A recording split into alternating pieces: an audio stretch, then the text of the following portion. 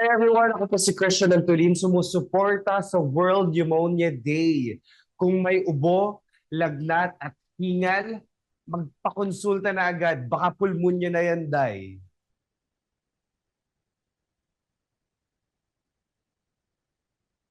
Hi, I am Dr. Dex Makalintalan. I am here to support the World Pneumonia Day. Time to get your elderlies and children vaccinated against flu and pneumonia. Time to breathe strong, Philippines. Ako po si Dr. Kat Lorgut Lacanay, isang pediatrician at isang nanay. Sumusuporta po ako sa World Pneumonia Day para sa mga babies huwag pong kaligtaan ang vaccine schedule. At alam nyo ba na ang mga matatanda, ang mga oldies at seniors, meron din po kayong bakuna tulad ng para sa flu at pneumonia at iba pa. Kaya time to breathe strong, Philippines. Hi, this is Jake Cuenca, and I support World Pneumonia Day. Let's get all the elderly and all the children vaccinated for flu and pneumonia.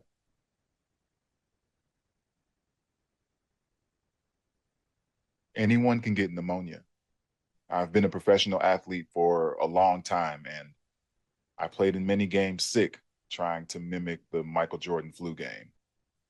But in 2014, after a game I played sick in, I was woken up in the middle of the night with this feeling that I was drowning. I couldn't take deep breaths without coughing or feeling like I was being choked or waterboarded. So I rushed myself to the ER, and after a scan, they found that I had fluid in my lung pleural area. So I was admitted and eventually aspirated about 3 liters of fluid from my chest. And after that, the road to recovery was kind of brutal. It was difficult for me to try to get back on the court. It took a while, but eventually I did, which is why I'm very grateful for my pulmonologist and now really good friend, Dr. Gwen Diagra, who stays on top of making sure my lung health is good. And 10 years later, I'm still here and I'm still playing. So I believe it's important we seek a medical consultant and we do get our flu and pneumonia vaccinations. I'm Kelly Williams, and I'm here to support World Pneumonia Day. It's time to breathe strong, Philippines.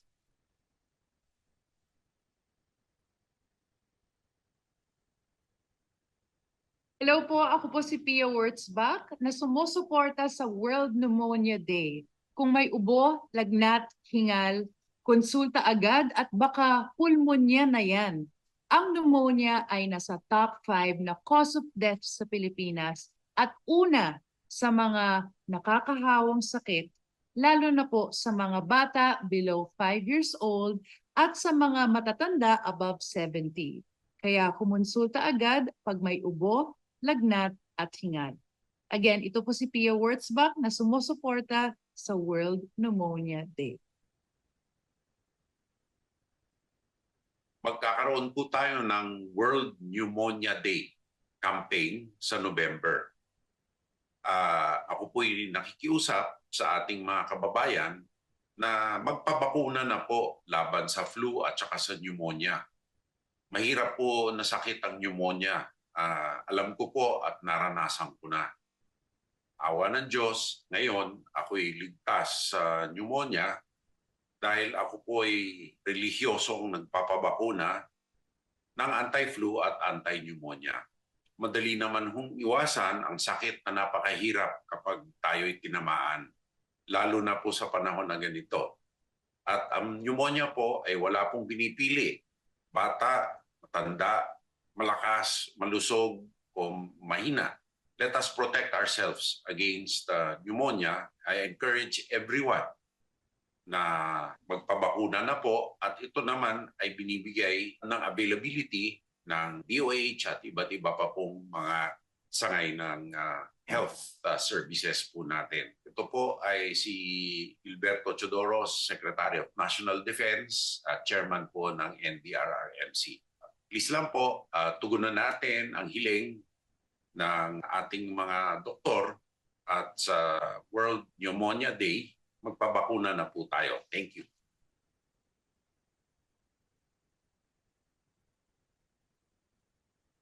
Hi, this is Shaja Padilla, and I support World Pneumonia Day.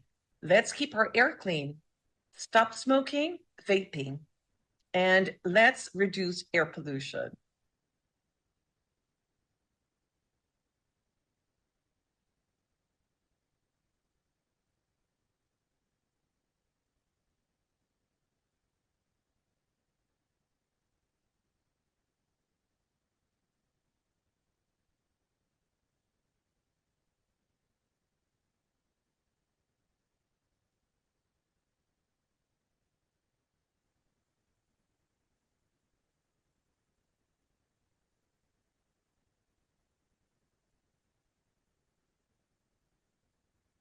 So good afternoon to Southeast Asia, to the other parts of the world, good morning or good evening. Welcome to the fourth Global Conference for World Pneumonia Day with the theme Fighting Pneumonia and Antimicrobial Resistance in Southeast Asia. So this event is brought to you by the Pneumolight and Every Breath Counts.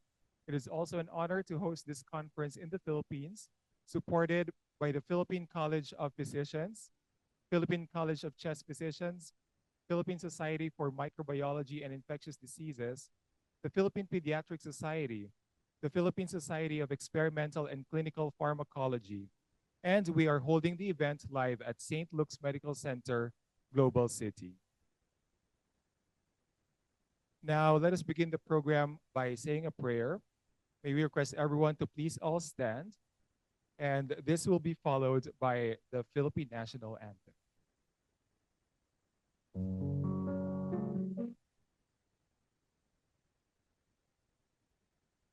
Heavenly Father, we gather here today in unity and gratitude for this fourth global conference on pneumonia. We thank you for the opportunity to come together as a community dedicated to the health and well-being of people around the world. We are especially grateful for the speakers, leaders, and experts who have joined us to share their knowledge, wisdom, and practices. We ask that you bless them for their dedication, inspire them with insight, and guide their words so that their contributions may spark progress in reducing the global burden of pneumonia.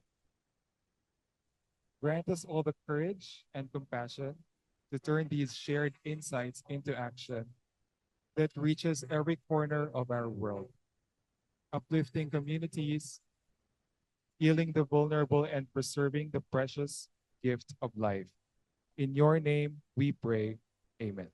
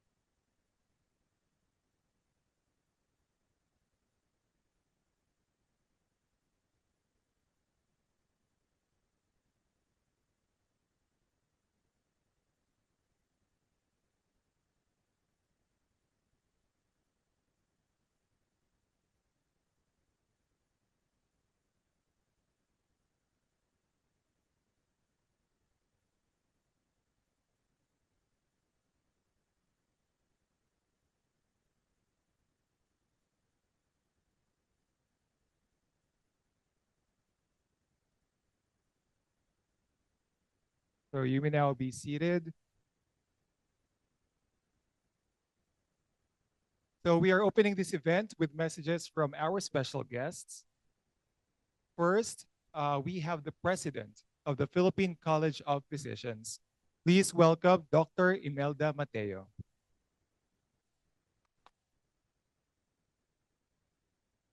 Thank you. Good afternoon, everyone. Pneumonia is one of the leading causes of morbidity and mortality in the Philippines, especially among children under 5 years old and older adults. The economic burden of pneumonia is considerable, affecting both families and the healthcare system. Families often face high medical costs, and the loss of productivity due to illness can have broader implications to the economy. Many patients may not receive timely diagnosis or adequate treatment, leading to increased complications and fatalities. The Philippine government and various NGOs with the medical societies, like the Philippine College of Physicians, are working to improve awareness, prevention, and treatment strategies for pneumonia.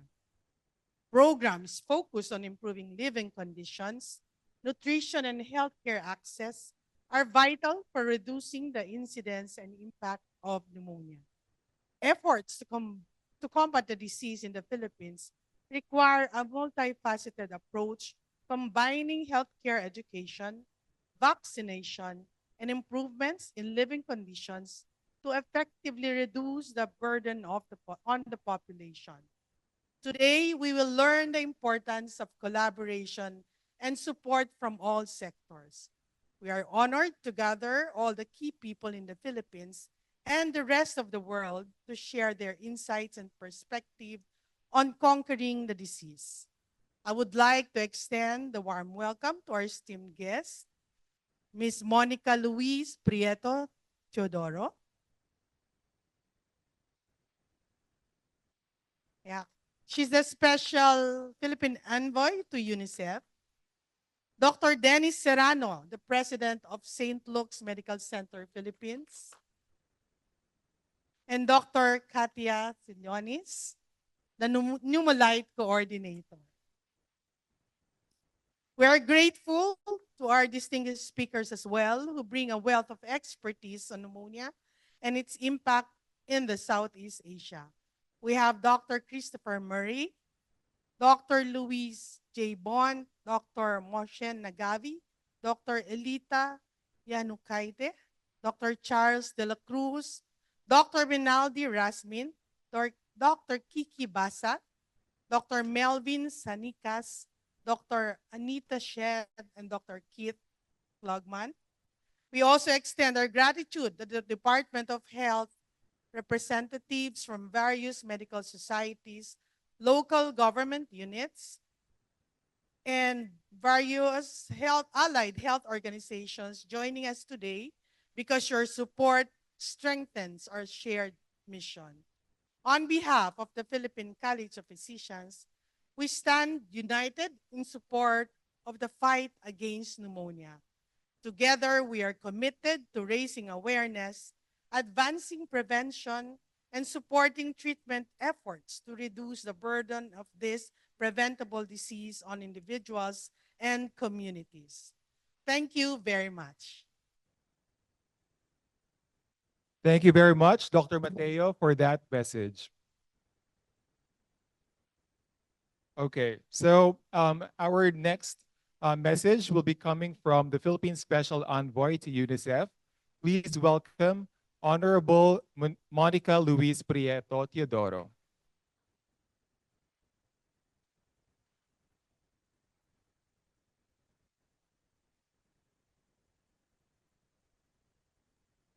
Good afternoon, ladies and gentlemen. I am not actually the right resource person because I represent the president to UNICEF for anti-child trafficking and online child pornography. But I do know the plight of the Filipino children for pneumonia. The data I got was from the Defense Office, and as of 2023, children 0 to 59 months, male, 53,934 cases, female, 48,626 cases, a total reported 102,560. Now I say reported because a lot of the children that I deal with are trafficked, are abused, and they are not taken care of. So most likely they have no report of any of their diseases, pneumonia being a very high rate in this country because of lifestyle, malnutrition, lack of information, vaccinations, and it's quite sad. It's something that I can speak for the children that are not reported, because these are the children that get lost in the system, sad to say. So I think sharing information is the biggest help we can do. We don't have the correct data. I was just talking to Dr. Rodriguez, and he mentioned that we don't have enough information dispersed. It definitely needs to be dispersed, because information is a wealth for people in every sector of this country. And I say every, the, the, the public sector, the business sector, the doctors, everyone is involved, because this is the future of the Philippines, the children.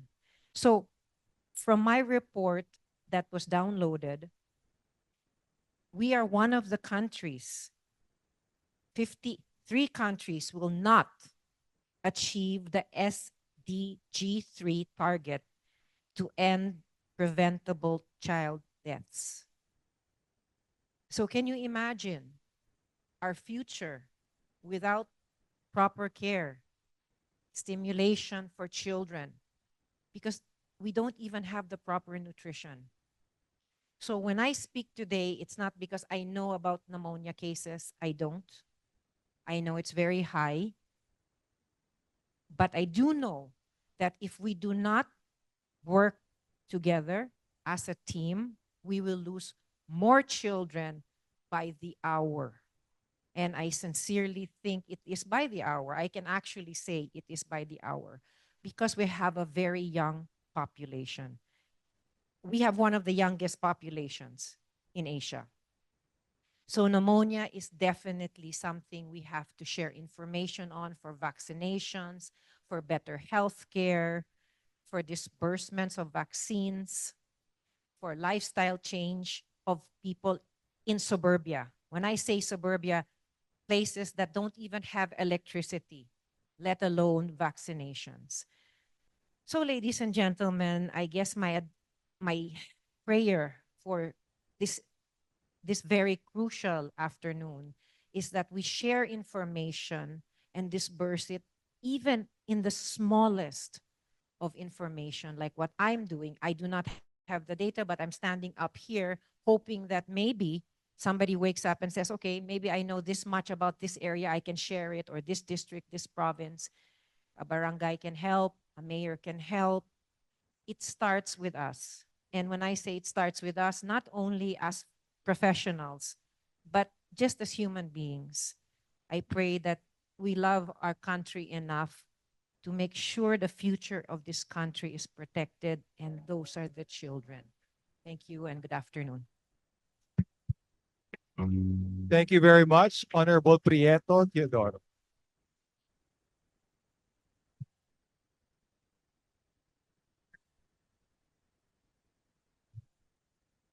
Next, we will hear a message from the President of St. Luke's Medical Center, Philippines.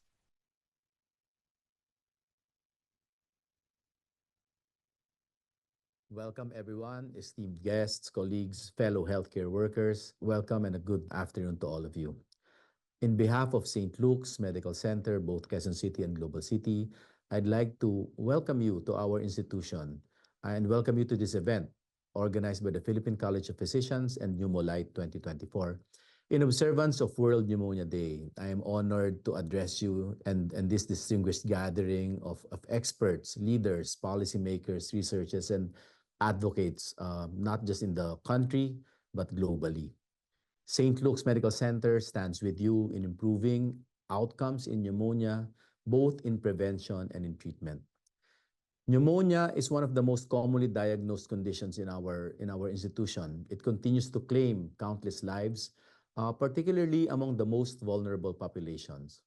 This event is a valuable platform and venue for sharing insights, assessing the latest advancements, and exploring innovative approaches to combat this disease, not just in the clinic, but also in the research avenues.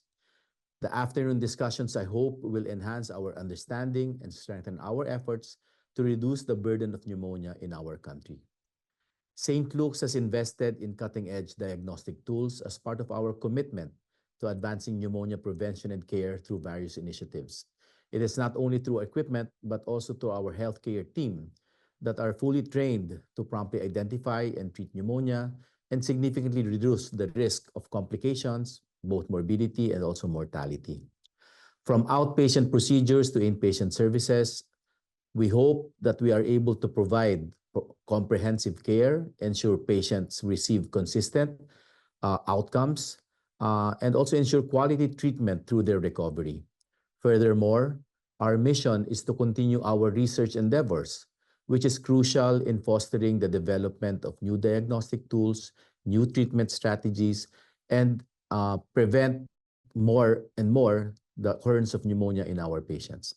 I thank everyone for joining us today, and I hope that it becomes a very fruitful afternoon of both learning, camaraderie, and networking for all. Thank you very much. Thank you very much to Dr. Serrano, and thank you to SLMCGC for hosting this event in your hospital.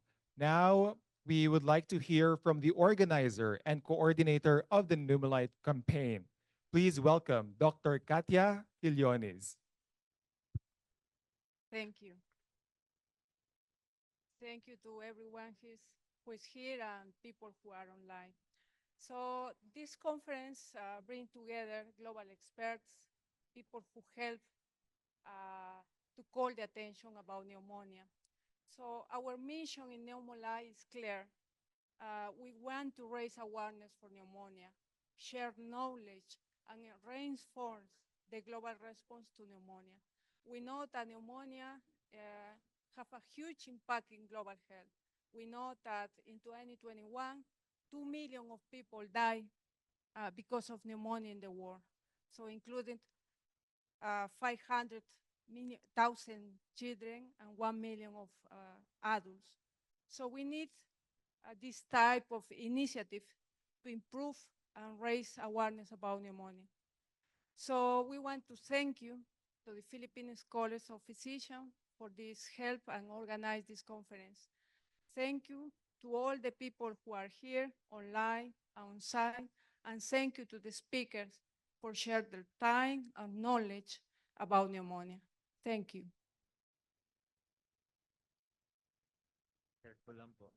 Thank you very much to Dr. Quillones.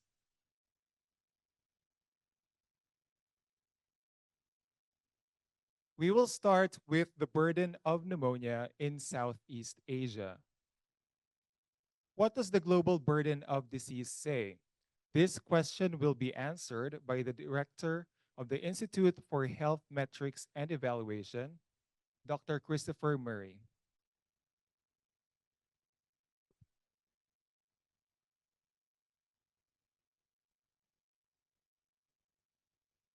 So in this presentation on the burden of lower respiratory infections, particularly in Southeast Asia, I want to remind the audience of what is the GBD, give some results for GBD21 overall, then move on to the burden of lower respiratory infections, and in the last section, talk about the more recently published results from the burden of antimicrobial resistance.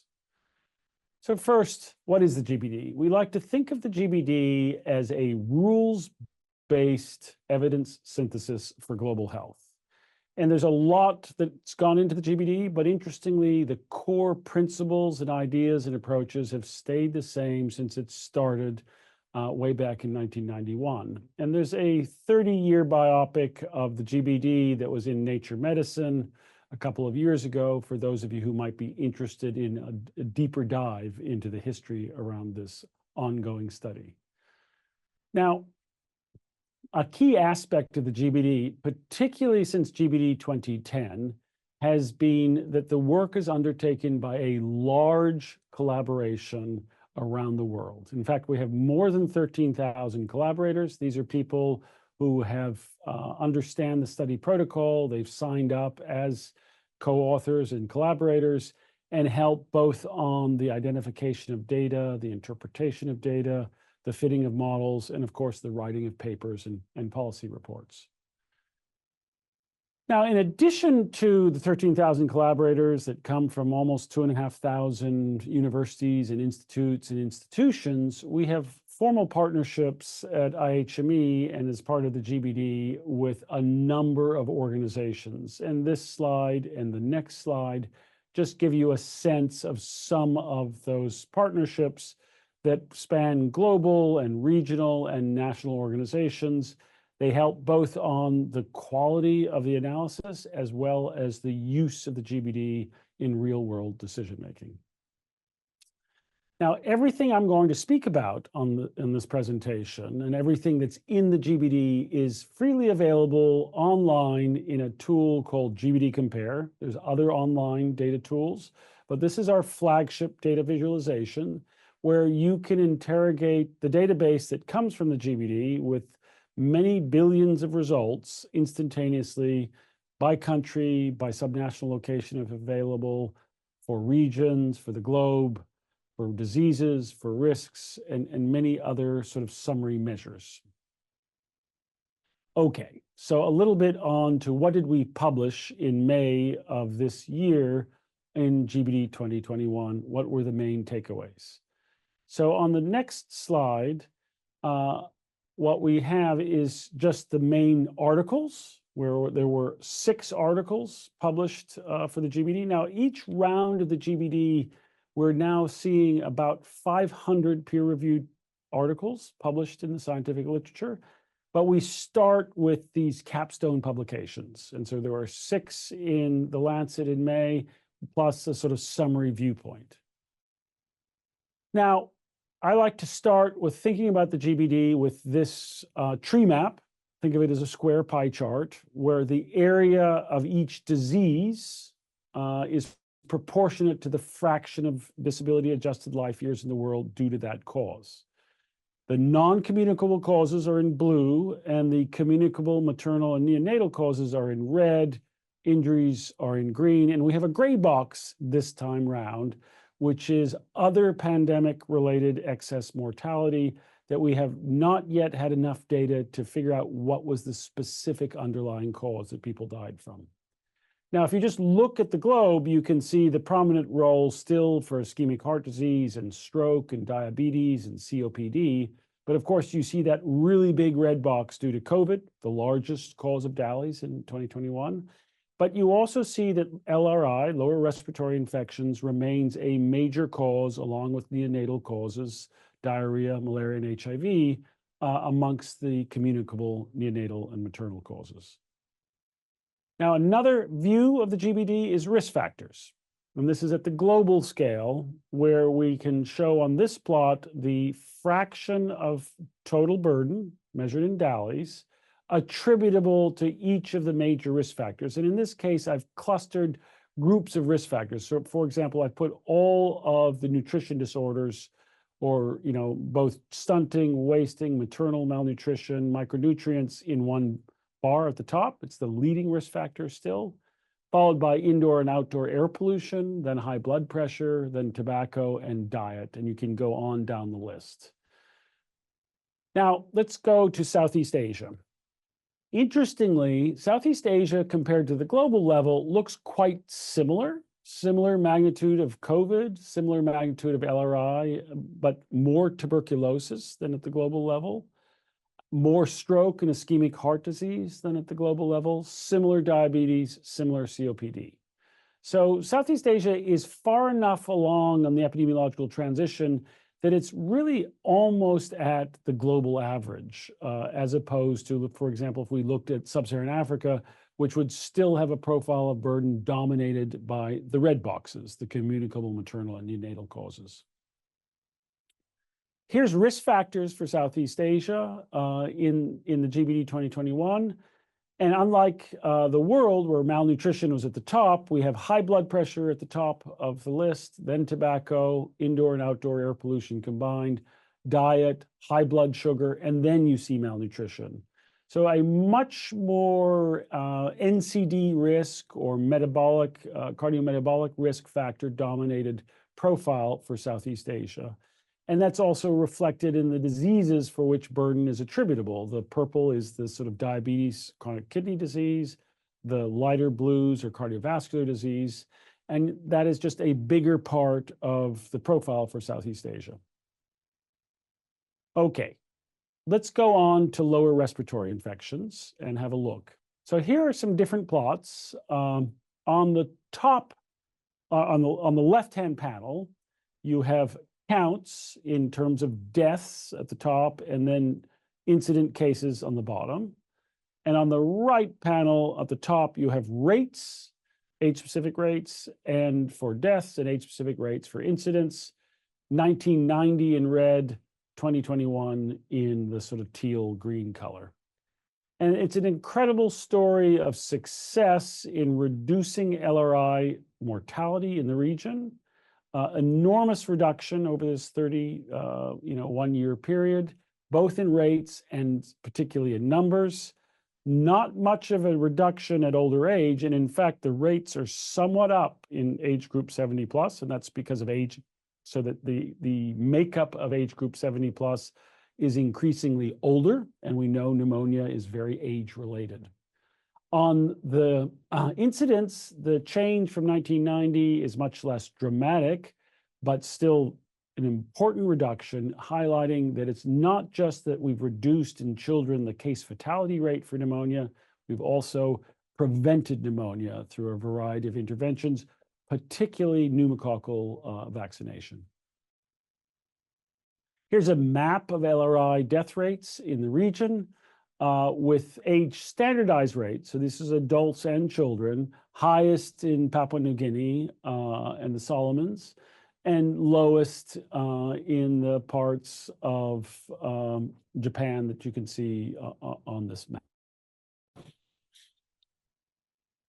Okay, so here's the time trend from 1990 to present by age group for LRI deaths in Southeast Asia.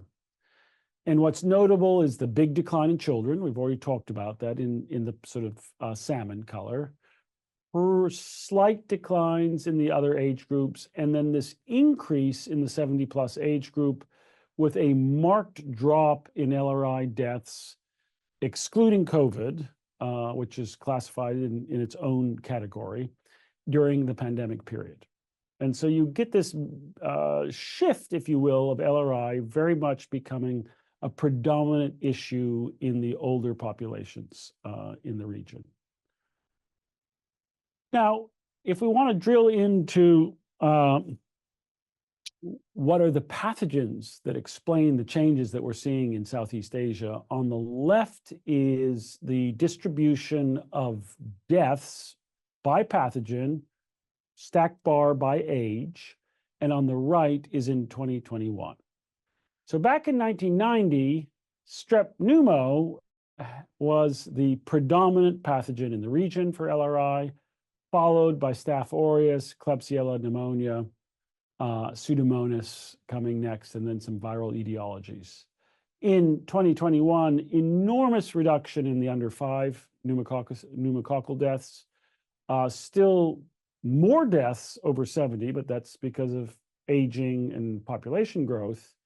But we still have a similar order in terms of dominant pathogens: strep pneumo, Staph aureus, Klebsiella, Pseudomonas, other viral etiologies in that order, and then a string of gram negatives coming after that. So key findings on the burden. We saw LRI burden decrease considerably for under 5s, but older adults, rates sort of constant, numbers going up. Strep pneumo was the leading pathogen, and you've seen huge progress in reducing strep pneumo. In 1990, influenza was a second leading pathogen, and by 2021, Staph aureus was the second leading pathogen. And we believe that vaccination has been a critical driver in reducing LRI, both from strep pneumo and also from H flu.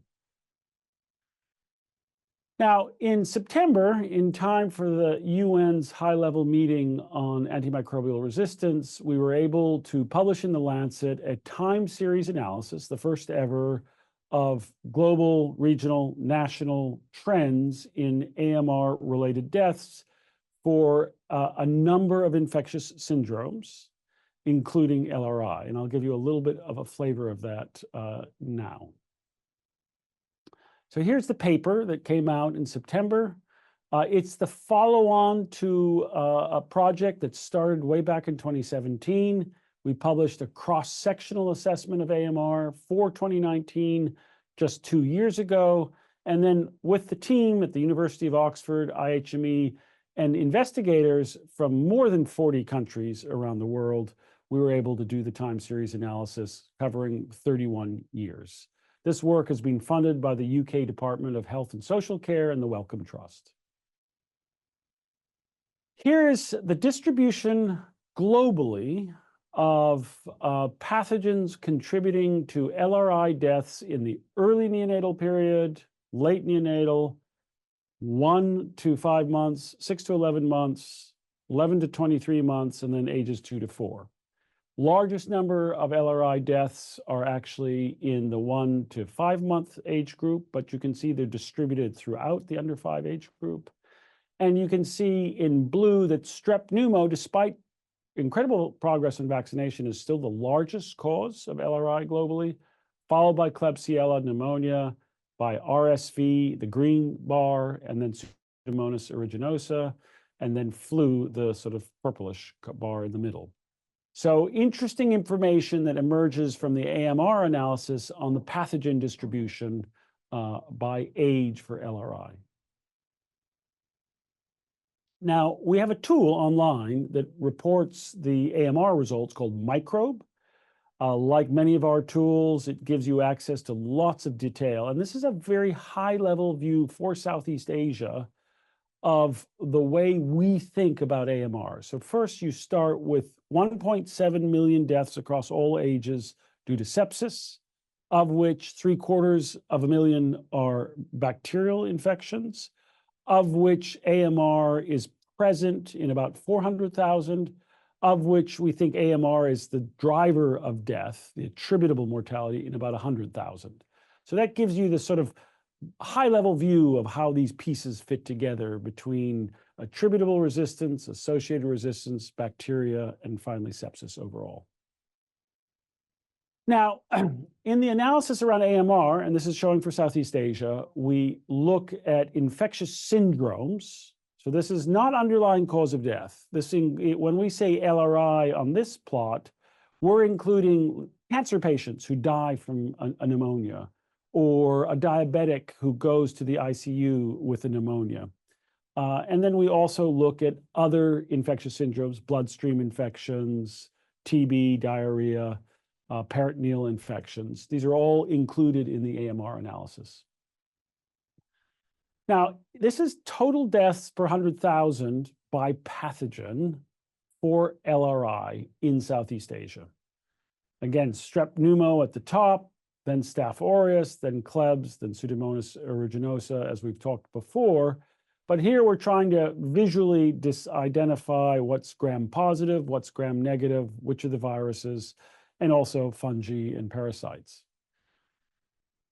Here's a trend for the number of deaths by pathogen coming from this analysis. And this is, a broader vision because it's infectious syndrome driven than the GBD core numbers, which is pneumonia as underlying cause. And again, it just reiterates the huge effect of the reduction in strep pneumo over the last 30 years. Another way to think about this is deaths per 100,000 for associated and attributable to AMR resistance due to LRI in the region. The taller bar is the associated deaths, and the smaller gray bar is the attributable mortality. And the ordering starts to be quite familiar. It's strep pneumo, it's Klebsiella, it's Staph aureus, it's Acinetobacter, and Pseudomonas as the leading causes of attributable mortality due to AMR in the region. And my last analysis is just, I won't go through the details, but at the heart of the AMR analysis is a detailed assessment of drug-bug combinations. how many deaths in each country, each region, are attributable to specific combinations of antibiotics and a pathogen that is resistant to that antibiotic. So at the top here is strep pneumo resistant to macrolides. And that's for the associated burden, and for attributable burden, MRSA is at the top, followed by Acinetobacter baumannii with resistance to carbapenem. So that's a run through of the AMR analysis. I think it's a new tool that can be very helpful both in practice for clinicians as well as from a policy point of view. So hopefully this review of GBD 2021 findings and the more recent AMR findings provides you with some idea of how LRI is evolving both in children and adults in the region. Thank you very much. So thank you very much, Dr. Murray. Next, we are joined by Department of Pediatric Immunology and Infectious Diseases at Wilhelmina Children's Hospital, University Medical Center Utrecht, the Netherlands, by Dr. Louis J. Bond. He'll talk about the global impact of respiratory syncytial virus infection. Dr. Bond.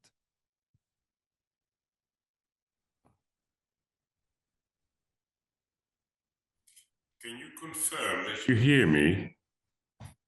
Yes, doctor, you may proceed. Please share a screen.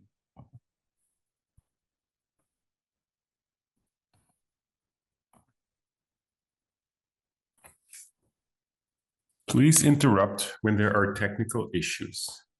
Thank you so much for inviting me to tell you about the global impact of RSV infection here at the World Pneumonia Day meeting. I'm very happy to present to you on behalf of the Wilhelmina Children's Hospital.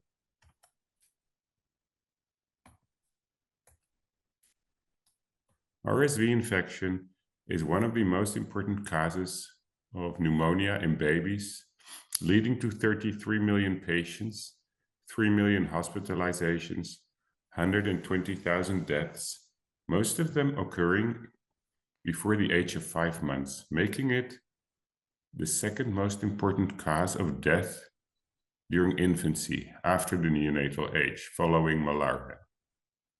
So it has really become an important cause of disease during infancy.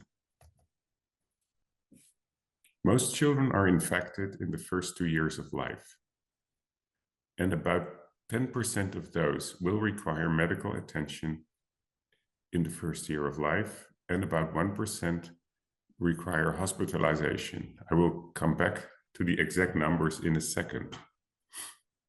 What you can see at the left is that preterm children have an increased risk of severe course of disease, and children with congenital heart disease or Down syndrome also have an increased risk of severe course of disease.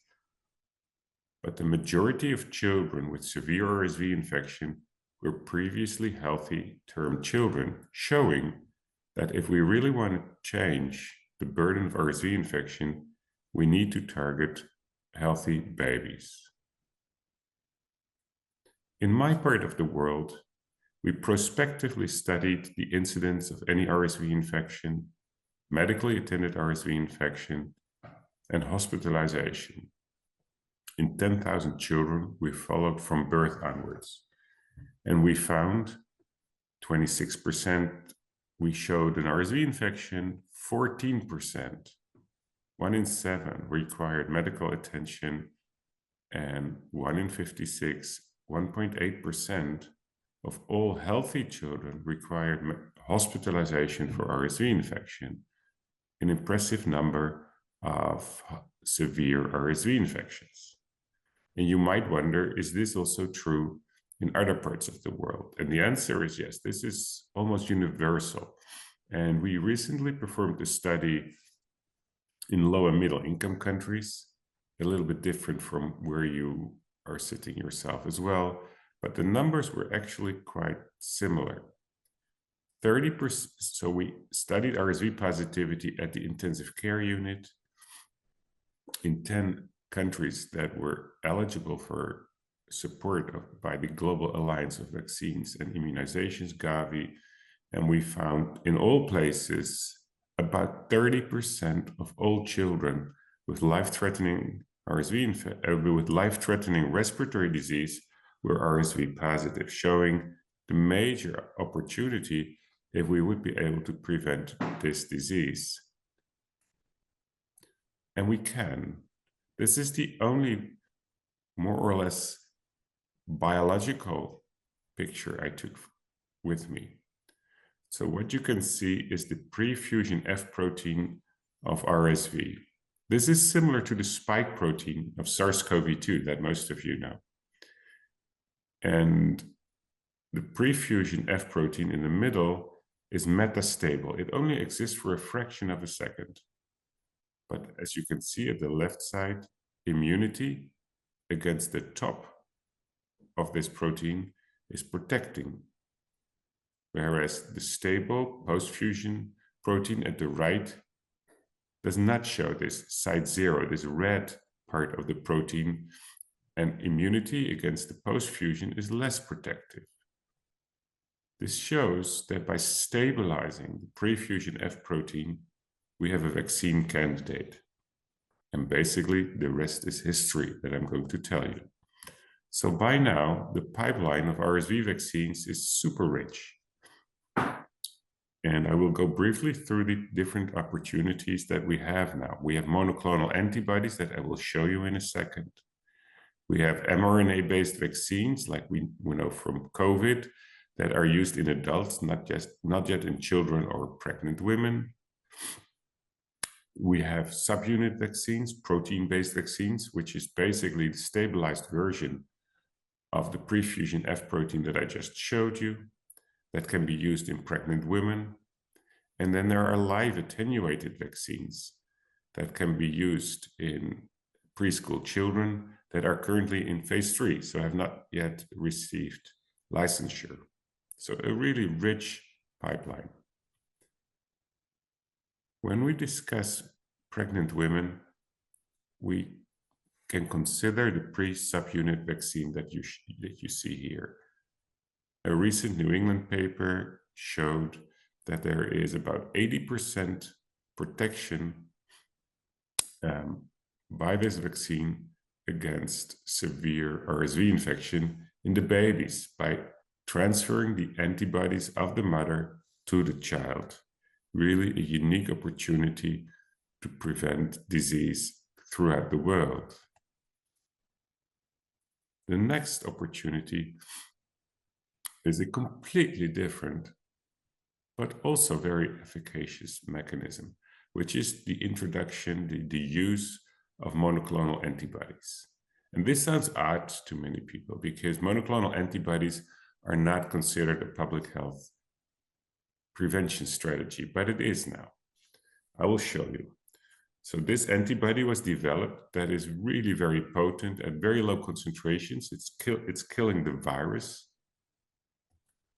And more importantly, the antibody has been manipulated in a way that the half-life changes from about 3 weeks to about 3 months that you can see here.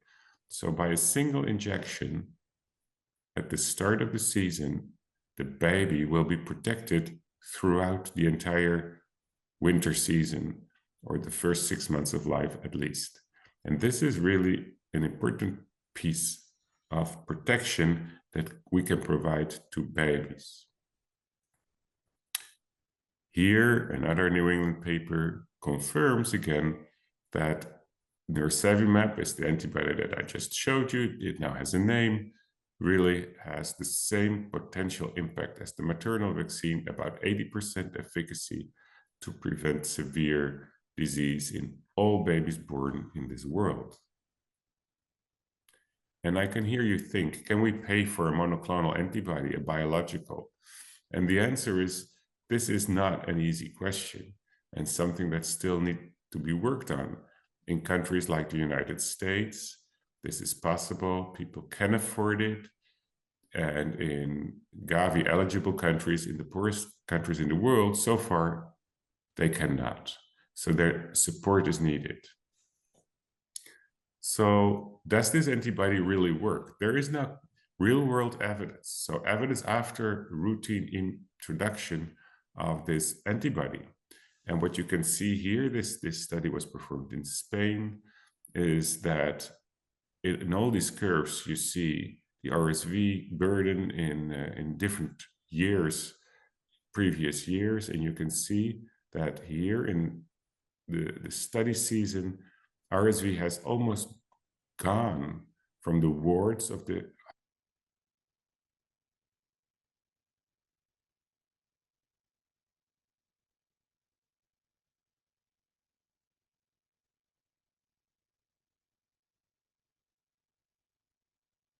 a little bit older population, showing that RSV was just circulating as any other season, but by using nirsevimab, you can almost deplete, or you can have a substantial impact on the burden in the hospitals and the medical centers.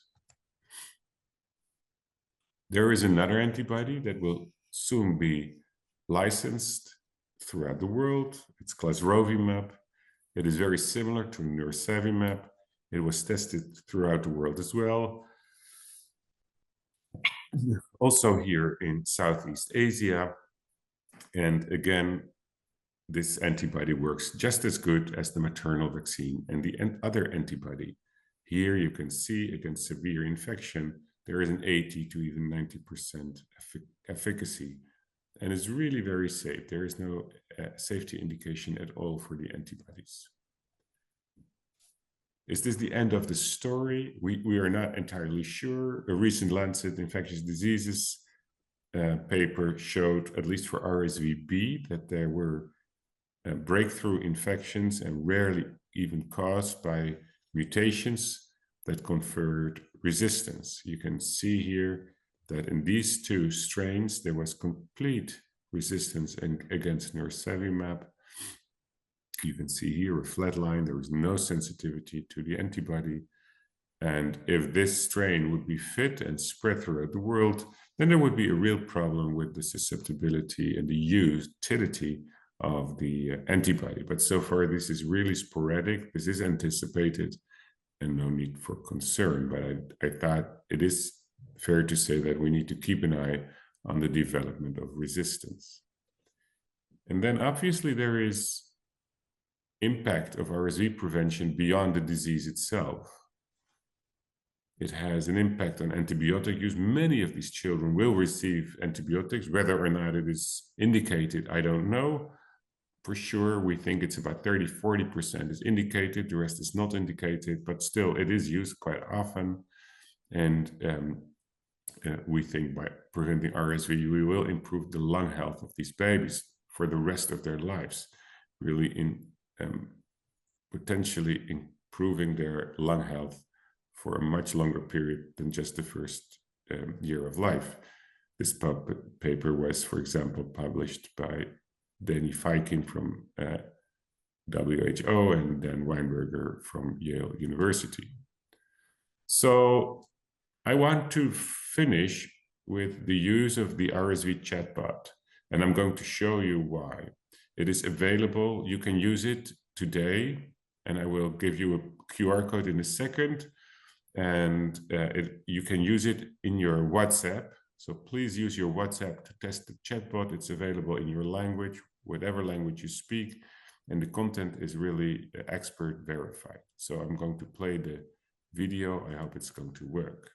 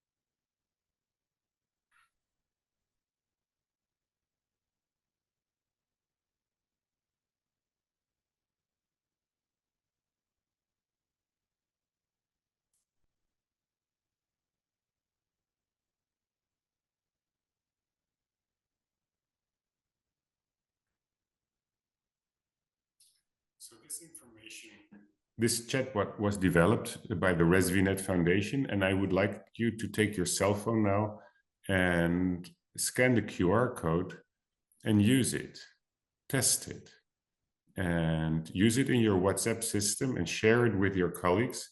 We think it is extremely important that the chatbot is used by as many people as possible. It is specifically developed by non-professionals, so for the general public, for your friends, your family, for journalists, for decision makers, for everybody, but specifically for the non-professional people for whom RSV is a relatively new disease to know about.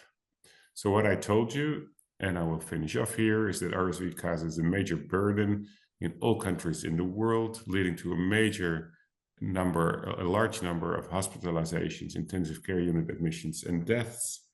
The pipeline is rich. We now have many vaccines that are being developed or even registered, like the maternal vaccine and the monoclonal antibody. We have real-world evidence that it really works. It really changes the world, and there is impact beyond RSV infection. These are the people with whom I do all this work, my colleagues at Yale, the ResVNet Foundation, and my group who is doing all the work. Thank you very much. And I will stop sharing the screen. I don't know whether there is time for 1 or 2 questions. Thank you very much to Dr. Bond. We now go to the topic of antimicrobial resistance in Southeast Asia. So we go first to the topic of genomics for antimicrobial resistance, which will be discussed by lecturer of the microbiome and bacterial genomics at Imperial College London. Please welcome Dr. Elita Yonikaite. Hello, everyone. Thank you very much. Let me just share my slides. And just before I start, if you would please confirm that you can see my slides, that would be great. Yes, you can now proceed, Doctor. Yes, brilliant. Thank you very much. So thank you very much for organizers inviting me to give a talk at this World Pneumonia Day. It's a real privilege to talk as well about the subject that I care a lot about, is how we can really utilize better genomics for antimicrobial surveillance as well, for inform us on a number of different infections. So today I'll just share some work that I've done with my colleagues in 2022, and actually discuss as well how has that moved forward since then. So, so we know that antimicrobial resistance is a global problem, and it is predicted that from now to 2050, if nothing changes, there will be approximately 39 million deaths caused attributable or associated with antimicrobial resistance. And we know from the beautiful work that has been done and presented as well by antimicrobial resistance collaborators that the antimicrobial resistance burden is not equally distributed across the globe. And we know that specific regions such as Sub-Saharan Africa, countries in Sub-Saharan Africa as well, some in Southeast Asia and Central Asia as well, are affected more than some of the other countries in Europe or Australia, for example. And we also know that antimicrobial resistance is not distributed as well equally in causing infections in different age groups. With earlier years, in 1990s as well, more of the younger children were affected by antimicrobial resistance, but we know that in recent years that has shifted, and more of the adults, especially the elderly, are getting more antimicrobial resistant infections. And as Professor Christopher Murray discussed, this is due to a lot of childhood vaccination programs, successful programs, but we also need to work further. There's still lots of pathogens that do not have vaccines or appropriate treatment at the moment. So as mentioned, we know that some of the age groups are affected more than others, and the key pathogens causing the majority of the infections in different age groups are the same. So the key pathogens as well that are WHO priority pathogens are Acinetobacter baumannii, E. coli, Klebsiella pneumonia, and Streptococcus pneumoniae, Staphylococcus aureus as well. And you can see that if we look at the age of 5 years and older, these infections seem to be more or less taking the same ranking as we go across the years from 1990s to 2020s.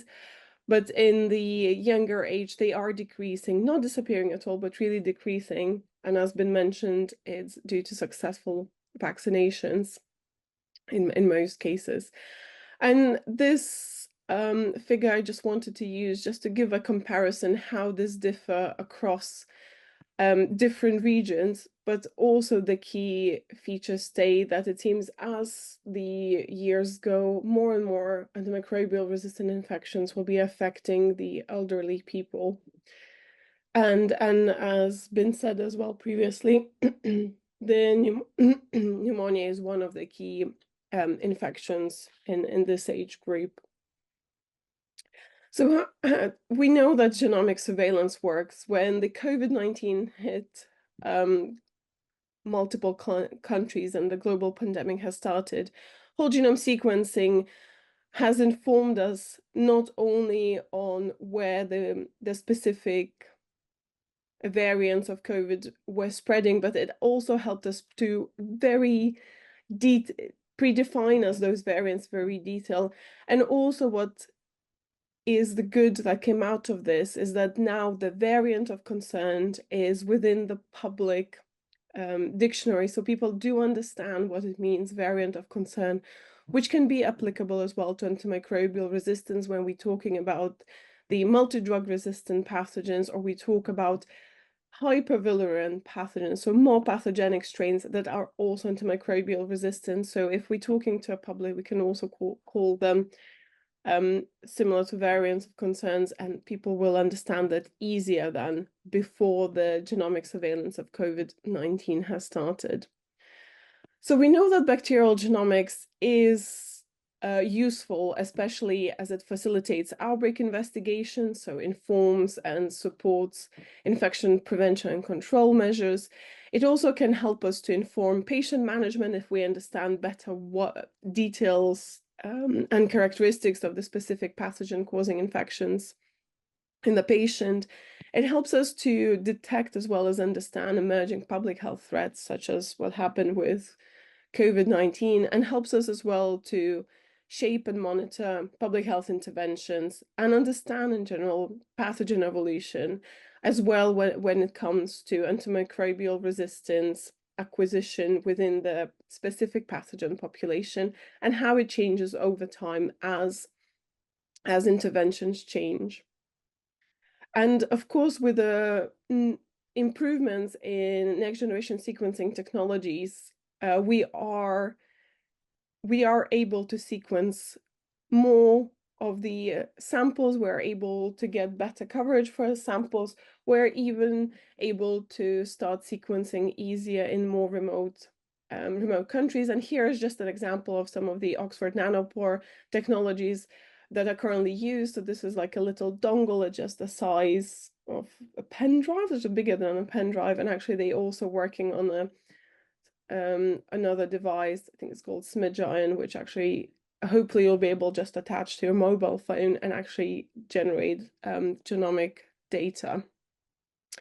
So what are the barriers to genomics being implemented? I guess when it comes with majority of the novel technologies, you do need a more highly trained individuals. There's also problems implementing it globally when it comes to setting up and running costs as well, distribution networks, supply chains. There needs to be a better knowledge exchange between different stakeholders to ensure that the advantages of genomic data are understood better. And of course, there is a need to develop as well as retain the newly trained professionals, such as bioinformaticians, who can actually handle the data and help other healthcare professionals to interpret it.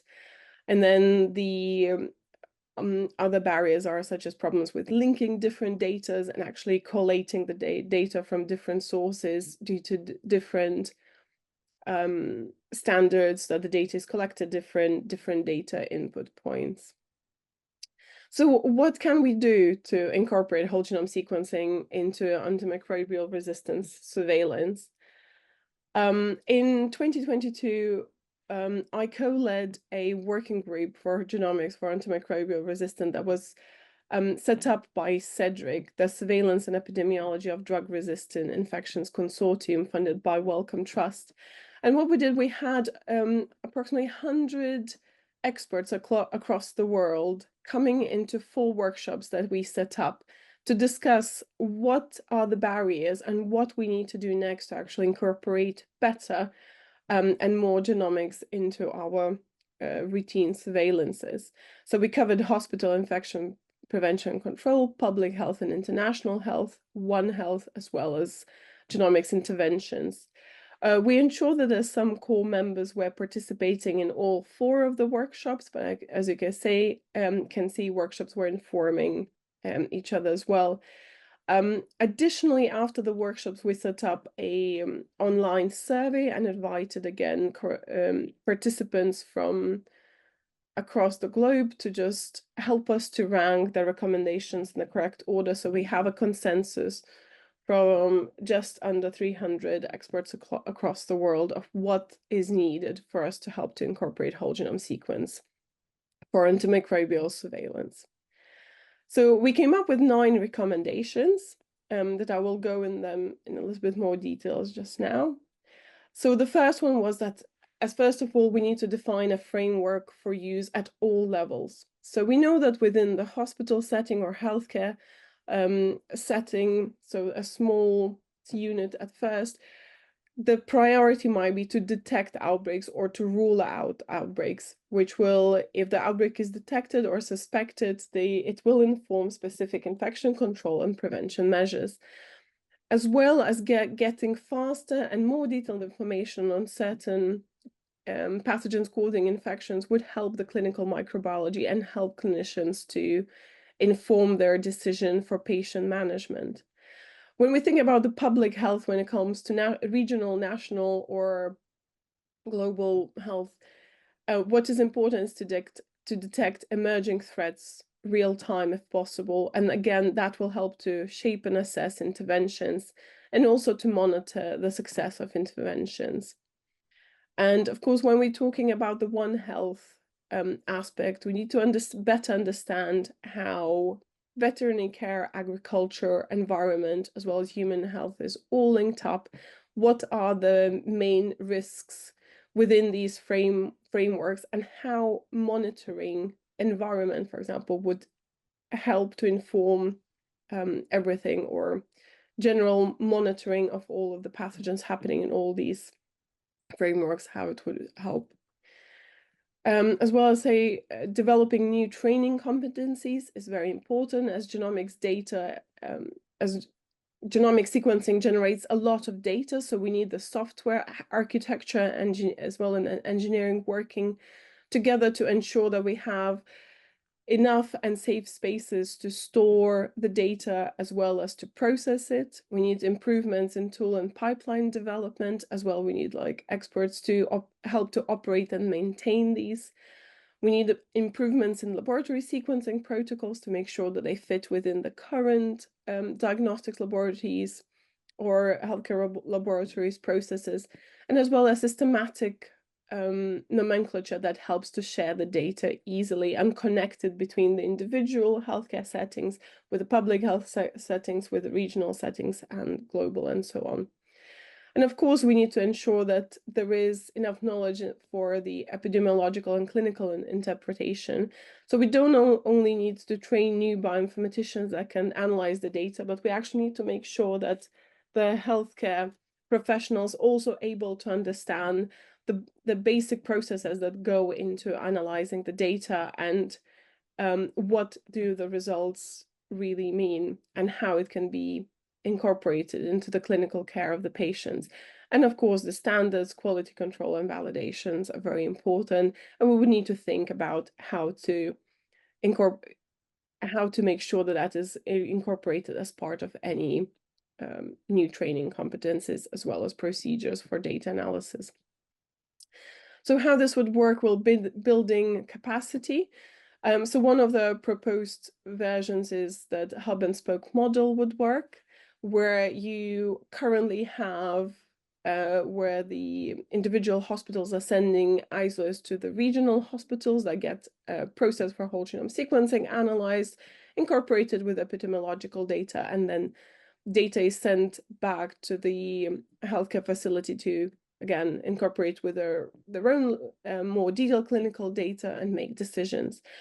As this process grows, slowly the individual hospitals are building the capacity to do their own sequencing, but keeping in mind that sharing the data with the regional or national laboratories as well, so everything can be compiled into a good overview of what is happening, not only at the individual center, but as well how this individual center is being linked up to other centers, and how that helps to build the picture what and how everything is happening nationally.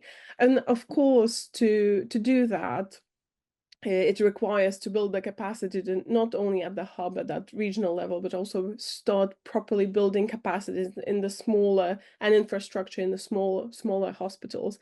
And most importantly, ensure the good relationship between the hub and the local laboratories. And of course, that needs not only investment to implement things, but also to continue this work over time.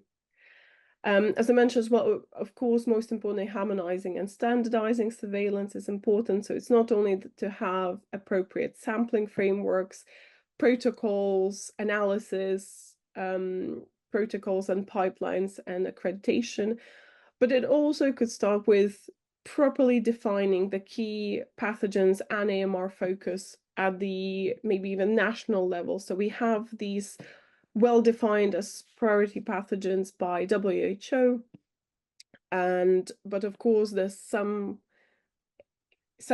countries might have these pathogens at different priority levels, so we need to be aware of that as well. And of course, just again, the better communication with clinical standard organizations and local organizations to ensure that interpretability and richness of information is being linked up as well with genomics data, and it is providing a useful information that can be used to inform actions needed at the time. Equitable data sharing and governance frameworks are as well important, and again, it was shown how it is important to build trust between different agencies across the globe to be able to share some data. And of course, early and open sharing is ideal, especially as success has been shown during the COVID pandemic, how useful it was, all countries sharing their genomic data for COVID-19 sequences, and actually that would help to track the new as well as already existing variants real time. But of course, if we want that One Health approach as well, that can cause potential issues that we need to as well think about before suggesting these frameworks to make sure that there's equity between all the different countries and organizations, and there is no stigmatization based on what has been reported from specific areas. And of course, that leads to importance of improving the stakeholder interactions and relationships. And I say, like, this is a bit busy diagram where we try to capture how everyone is interconnected. But basically, we need not only talk to public health specialists, healthcare specialists, academics, researchers, but we need to really ensure that from early stages, we're already talking to policymakers, industries, ministries of health, research funders, everyone, because we all have to work together to kind of tackle the antimicrobial resistance. And of course, unfortunately, everything comes down to money. So we need to address what are the current funding models for actually setting up genomics for antimicrobial resistance surveillance or any pathogen surveillance, and evaluate the cost effectiveness. So we really need more evidence that this is cost effective. There is a lot of really nice studies already published, but it feels like in certain areas, just a little bit more country-specific or specific institution-specific studies would be encouraged. And of course, we need innovative financing options that do not run out when the grant ends. And we just need capacity in terms of technical and bioinformatics expertise, especially in low and middle income countries. And of course, investing in genomic surveillance innovations such as clinical diagnostics, antimicrobial resistant genes versus plasmid tracking, so that not necessarily you need to whole genome sequence the full pathogen genome to get that information. Of course, artificial intelligence and machine learning is looking very promising. And we need to consider different ways of what do we need to sequence to actually get our answers. So environmental metagenomics has been suggested as one of the options as well to inform us of generally what is happening in the population. And the better integration of environmental surveillance. And we have some examples that been done. So for example, in UK, we have real-time surveillance of antimicrobial resistance pathogens such as foodborne, causing foodborne infections, and that helps to improve public health actions as well, reduces economic costs. As well, there's initiatives to integrate whole genome sequence into routine surveillance across the 3 One Health sectors. And we know that other countries are doing a lot of similar things as well, as you know, like in the US and CDC as well is sequencing a lot of their pathogens. So as I mentioned, this work has been done with having over 100 experts across the world, and we proposed a policy briefing as well from our findings. And we also had publications in Lancet Microbe, where we summarize all of our findings in a bit more detail in 5 series papers. Thank you very much. I'm very happy to take any questions if there's time. So thank you very much, Dr. Yonikaite. Now we proceed to the next set of topics. So let us go to the diagnosis. Here we have the Director of Acute Lung Injury and Infection Center of the University of Pittsburgh, Dr. Charles de la Cruz, to talk about the role of molecular tests in advancing the diagnosis of pneumonia. Good afternoon, everybody. My name is Charles de la Cruz. I'm a faculty here at University of Pittsburgh. I'd like to first apologize to the organizers for not being able to participate in person there in Manila for the Global Conference for World Pneumonia Day. I'd like to thank the organizers for inviting me to participate in this wonderful conference to really highlight the importance of pneumonia globally. My talk was tasked to be focused on molecular testing in the diagnosis of pneumonia. So the World Health Organization a few years ago reported the leading causes of death globally. As you can see here, 3 of the top 10 are respiratory infection: COVID-19, lower respiratory tract infection, and tuberculosis. For this talk, I'll be talking about the top 2. So what is pneumonia? Several years ago, I was participating in a medical library exhibit curated for medical books, and I came into this and saw this book by Thomas Willis in the 17th century, where he reported what he described to be inflammation in the lungs. Acute fever, cough, difficulty breathing, pain on the side, and rapid breaths. This was 400 years ago, and to this day, our clinical diagnosis for pneumonia definition includes pretty much the same: fever, cough, speed of production, and shortness of breath, likely with additional physical findings as consolidation, leukocytosis, lung infiltrated imaging, and in some definition may or may not include microbiological evidence. 10 years ago, this New England Journal paper by Jane et al. Through this EPIC study really looked into the causes of community-acquired pneumonia pathogens using, at the time, all the available diagnostic tools, such as microbial culture from sputum, antibody testing for serologies for Mycoplasma chlamydophila, and their urine antigen testing for Legionella and pneumococcus. And what they found, surprisingly, a large number of cases had no detectable pathogen detected, almost 62%. And this was limited by the non-diagnostic molecular diagnostic tools and the impact of possibly the prior antibiotic use for these culture-based techniques. And you can see here a virus that was identified for rhinovirus influenza, and the top bacteria was pneumococcal pneumonia. So there have been a lot of advances since then, from culture-based assays to the culture-independent molecular diagnostic testing. And these molecular testing for pneumonia hopefully will address some of the challenges in our field, which is how to identify that there is really pneumonia accurately compared to potentially congestive heart failure or other pulmonary symptoms. How to identify microbial etiology accurately so that we can tailor the medical treatment appropriately, whether we need antibiotics or antiviral treatments or nothing. And more importantly, whether we can do this early so that we could give appropriate treatment that is tailored to our patients. This graph shows the timeline of some of the diagnostic testing over time in the bottom. You can see pneumonia only in 2018, where there was FDA approval for some of the pneumonia PCR panels. The ATS IDSA guideline recommended the use of flu PCR for diagnosis of community-acquired pneumonia for patients specifically during seasons where influenza is common. We and others have reported an ATS guideline in non-influenza viruses the use of nucleic acid-based testing.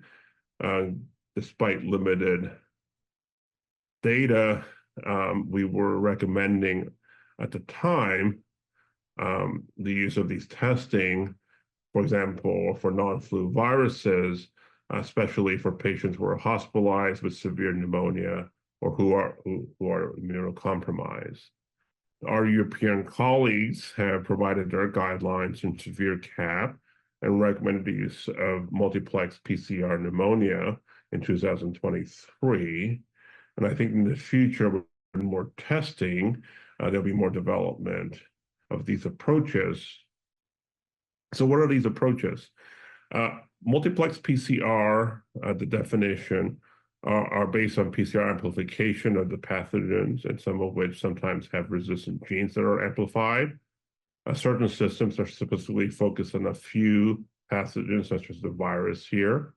And some systems, the BioFire and Univero, have multiple different pathogens from viruses, bacteria, and others I'll talk about soon. There's also what you call next generation sequencing, or NGS, sometimes called metagenomics.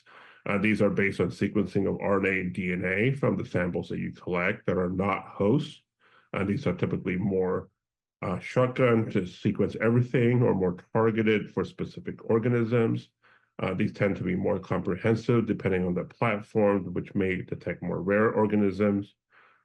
There's also syndromic molecular panels that are mostly focused on clinical syndromes such as fever or respiratory infection symptoms that are integrated with molecular diagnostics that I've already talked about. Some of the approaches for the pathogens that we're commonly associated with include, for example, the more common approach, which is sputum sample collection, microscopy for gram stain, culture of the sputum and samples, plus or minus, for example, mass spec to identify the organisms. And then if it's positive, antimicrobial susceptibility testing. These results typically take 24, 42, up to 72 hours before the definitive targeted treatment could be provided to your patients. And therefore, empiric treatments are often provided up front. With these molecular approaches, such as multiplex PCR, for example, the results could be available within several hours. and then definitive targeted treatment can be applied to your patients much, much earlier. For example, the pneumonia panel includes viruses, typical bacteria, and bacteria that are common to cause pneumonia in the hospital, as well as antibiotic-resistant genes, some of which of these bacteria are reported based on some semi-quantitative process. This other panel of lower respiratory tract includes a list of organisms here, as well as resistant genes as listed, as you can see here. Both of which of these, if you compare, have been FDA cleared.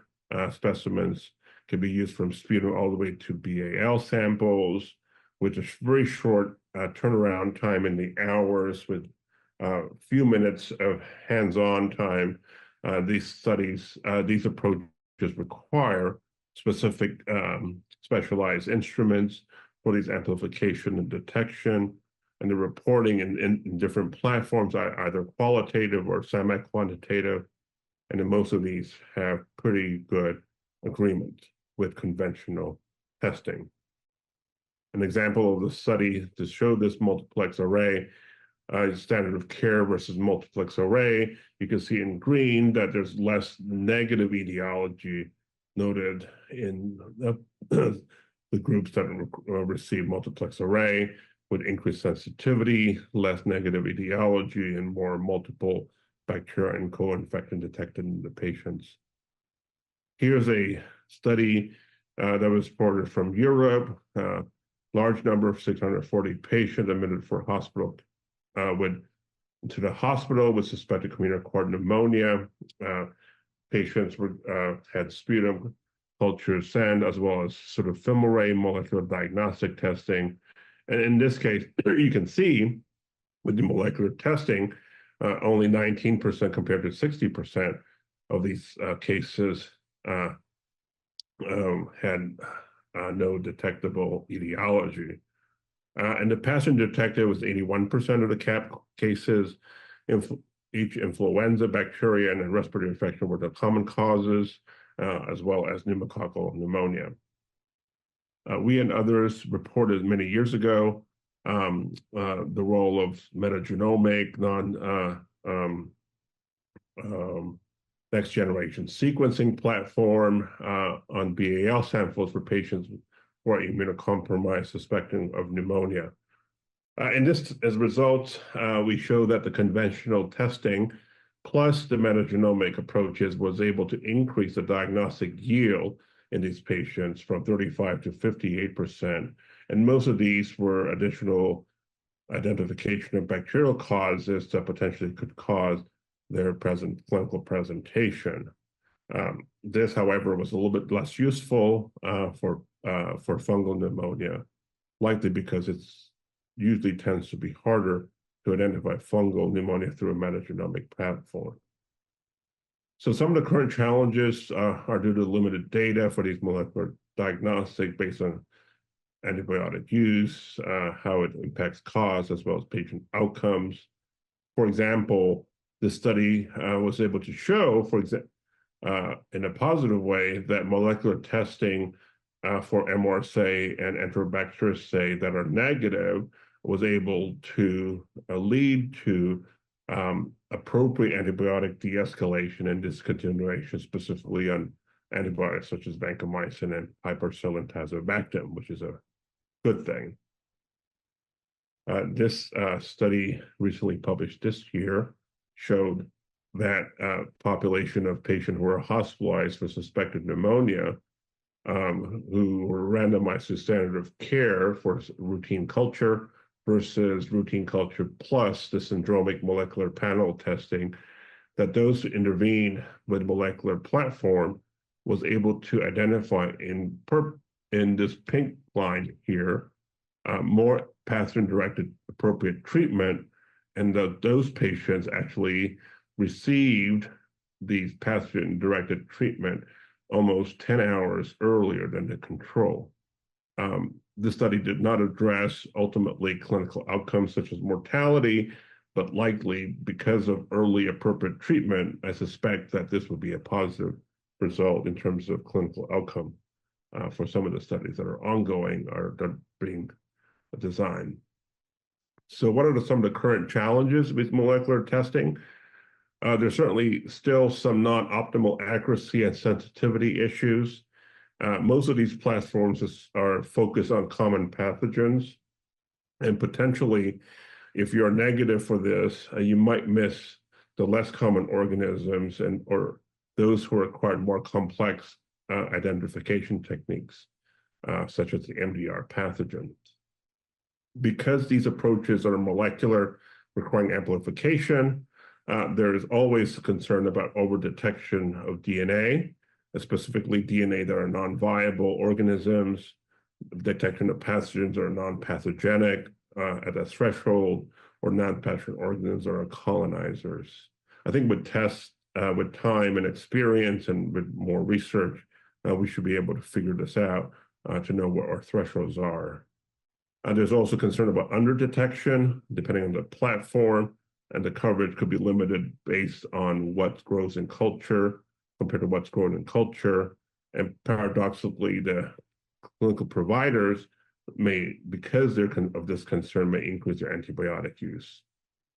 Other concerns include the inability to provide antibiotic susceptibility information as to see whether they correlate with in vitro antibiotic testing, especially as well as in vivo clinical outcome.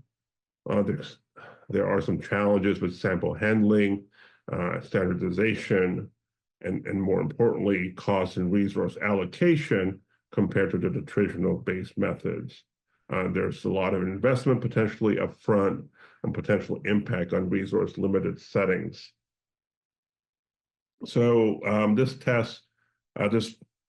study really looked into the clinician beliefs about these molecular testing a few years ago on ICU doctors in the UK. And you can see here, they really highlighted the pros and cons on some of the things that we already mentioned. Rapid molecular testing and early approaches that are targeted to the antibiotics are some of the pros, and some of the negatives include the high sensitivity, false negatives, and discomfort of withholding antibiotics, and as well as costs. In addition to molecular diagnostic testing that is focused on the pathogens, there are now approaches to look at the host response, and this one focus on the blood transcriptome signatures that are more bacteria or virus. And here is our febrile patients presenting in the emergency room, and using the scoring system, the AUC curve and circle in red are quite high, identifying patients who are bacterial infection. This is compared to a much lower AUC of 0.7 with white count or CRP. For example, in this other one with the film array, which also has another platform that looks at the host transcript signature, the AUC curve for bacterial infection and viral infection are quite high, bacteria in blue and virus in red, and this average accuracy is much better than, say, procalcitonin.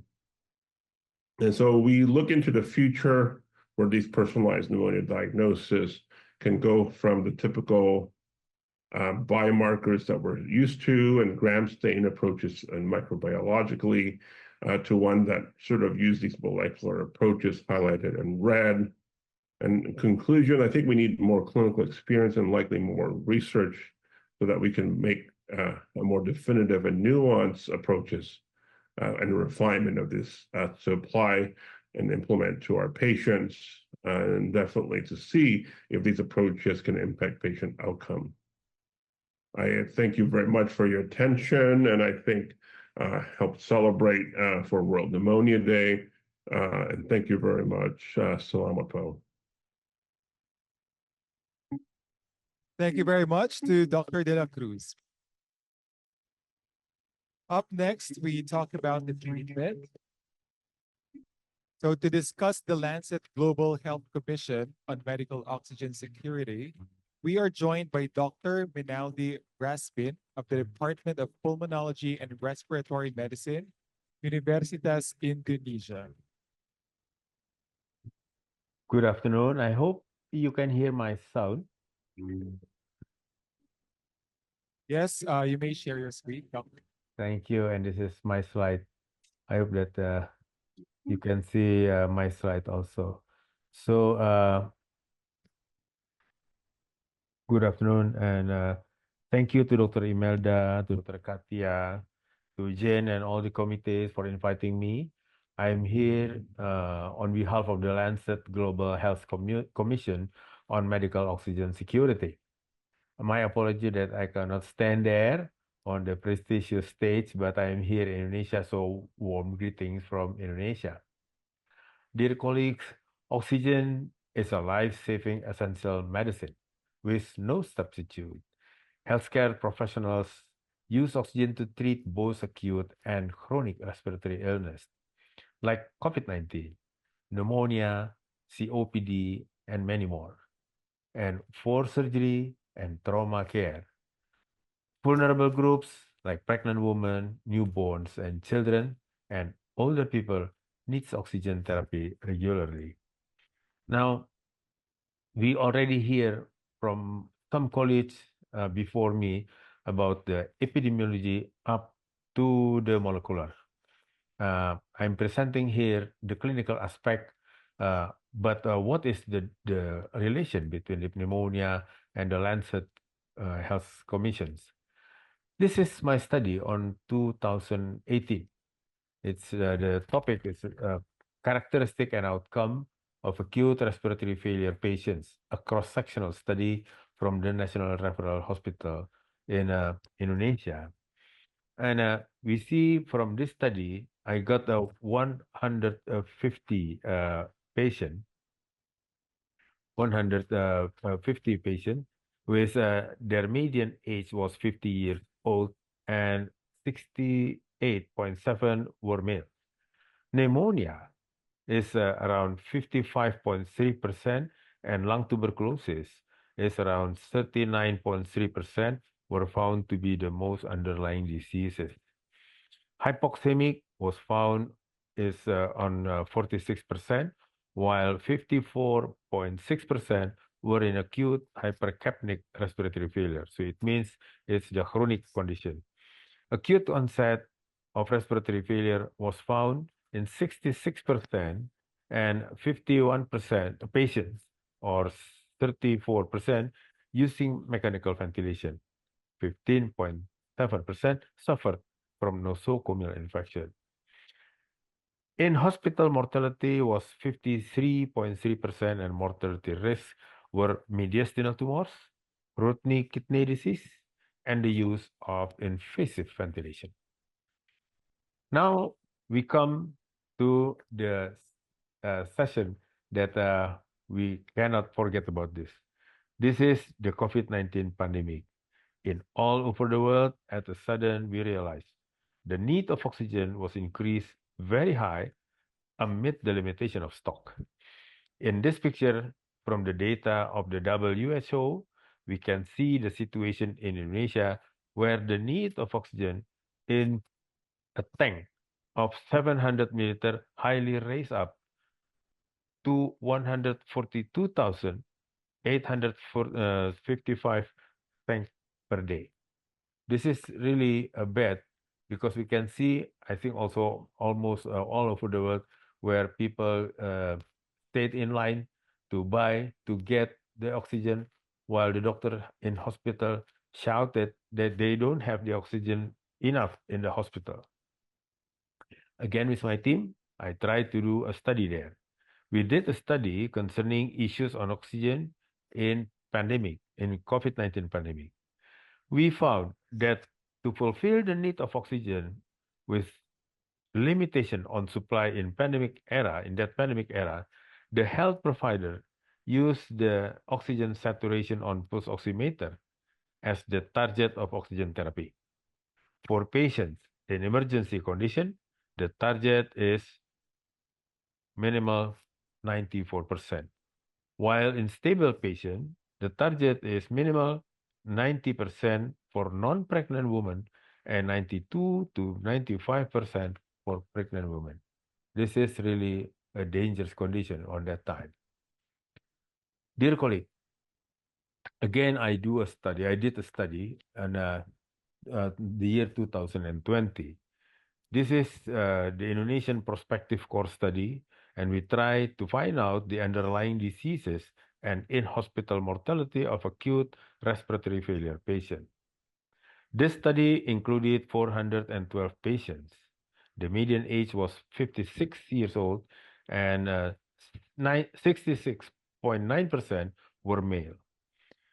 Hypoxemic state was 55.3%, and acute onset of respiratory failure was 86.4%. We found the underlying diseases were pneumonia, again pneumonia, 58.7%, COPD, 25.5%, lung tuberculosis, 25.2%, lung cancer, 16.5%, non-cystic bronchiectasis, 11.9%, congestive heart failure, 10.2%, and chronic kidney disease, 3.2%. 65% patient using simple oxygen therapy, like the nasal cannula and simple mask, and 30.8% using the invasive ventilation, and 4.1% using the non-invasive ventilation, and the in-hospital mortality happened to 201 patients, or 48.79%. And the risk factor were QSOFA more than 2 and chronic kidney disease. From this, we already get some message that we can use to detect how severe pneumonia can fall into a hypoxemic state. And this is the systemic review and meta-analysis I did with my colleague again. It's about analyzing the prevalence and mortality risk of hypoxemia in patients with respiratory problems and other conditions among Indonesians. In this systemic review and meta-analysis, 45 eligible studies from being used from 9,763 records, and it is showed among 15,023 Indonesian people is hypoxemia in patients with respiratory problems was 38%. Adult with COVID-19 was 41%. Children with pneumonia was 36%, and children with asthma 18%. Overall mortality in hypoxemic group was 46%. It is really high, and it is across the age from the children and also up to the older one, and also for so many kind of diseases. Dear colleague, WHA or World Health Assembly said that global burden of diseases, we already heard before, estimate that 25 million deaths per year, 9 million from heart disease, 4 million from injuries, 4 million from respiratory infection like pneumonia and tuberculosis, 3 million from COPD, 2 million from lung cancer, and 2 million from neonatal disorders. 7 million children with pneumonia alone who enter low and middle income health facilities with a need for medical oxygen each year, but studies suggest just 1 in 5 of the children will actually receive the oxygen. And 7 million official COVID-19 deaths could have been prevented with adequate supplies of medical oxygen. Dear colleague, so we see that hypoxemia is really a big problem. Patient delayed seeking for a treatment. Patient access to oxygen are both maybe because of the lack of knowledge and the distance from domiciliary to health facilities, as well as the transportation problems and many more. Oxygen distribution to and stop at health facilities, as well as cost for oxygen therapy, will be the issues of governmental system and regulation problems. Inappropriate use of oxygen therapy, will be due to lack of knowledge of oxygen dose and the chosen device, also availability of the device.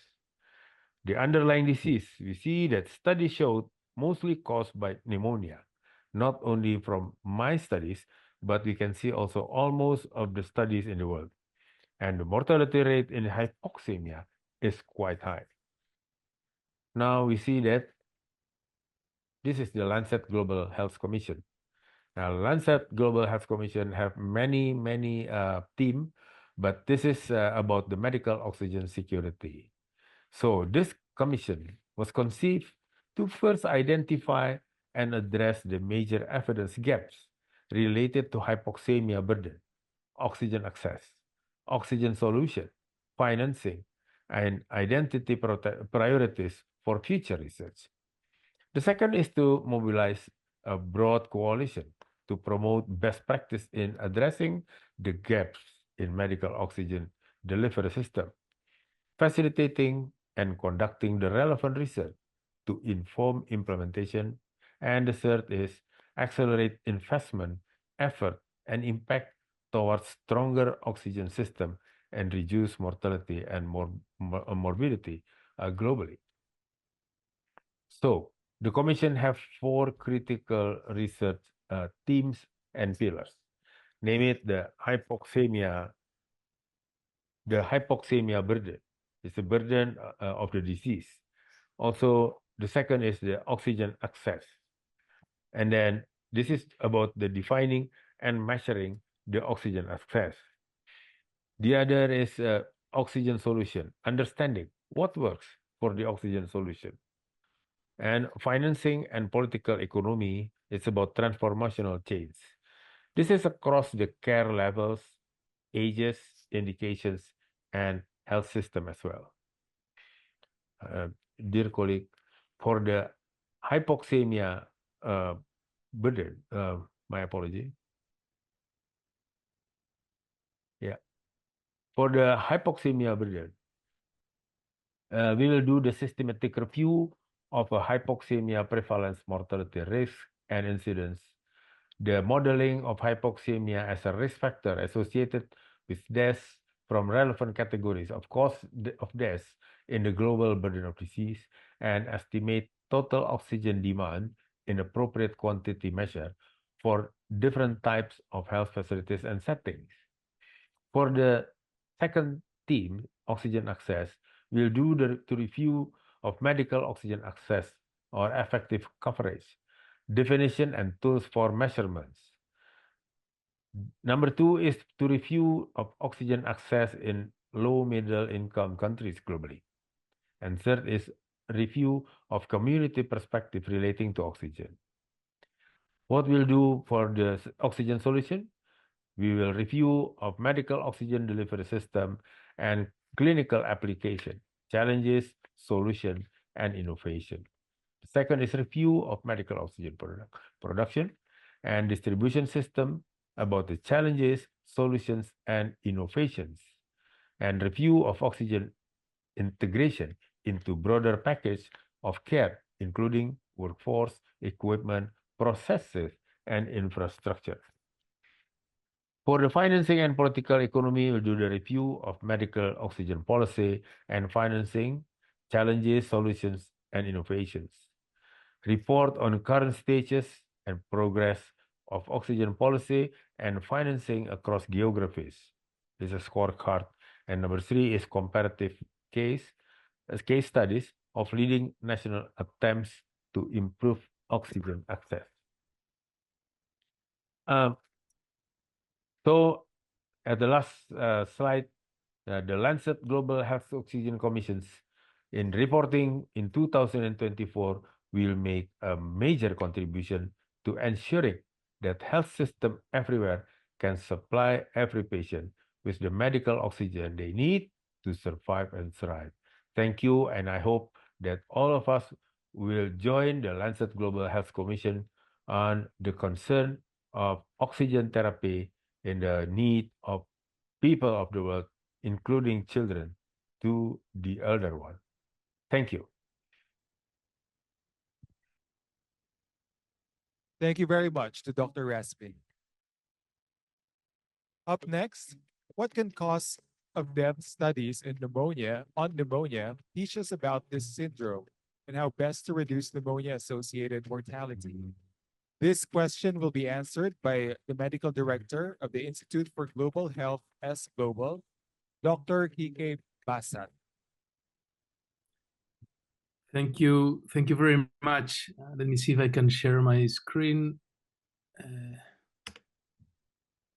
Perfect. Can you confirm you're seeing correctly my full? The slideshow. Yes. Can you see it? Yes, doctor. Thank you very much. So it's my pleasure to be connecting. I'm very sorry I cannot be there in person in a country that I dearly love. But I'm sending my greetings from Barcelona in Spain. So my idea today is to talk about what can we derive from postmortem studies that delve into the causes of child mortality related to pneumonia. And every year, the world sees around 5 million under 5 deaths and nearly 2 million stillbirths. And 80% of all of these deaths occur in sub-Saharan Africa and in Asia. And unfortunately, our understanding of the detailed causes underlying those deaths remains incomplete. And current estimates remain imprecise because they rely on imprecise methods, such as the verbal autopsy.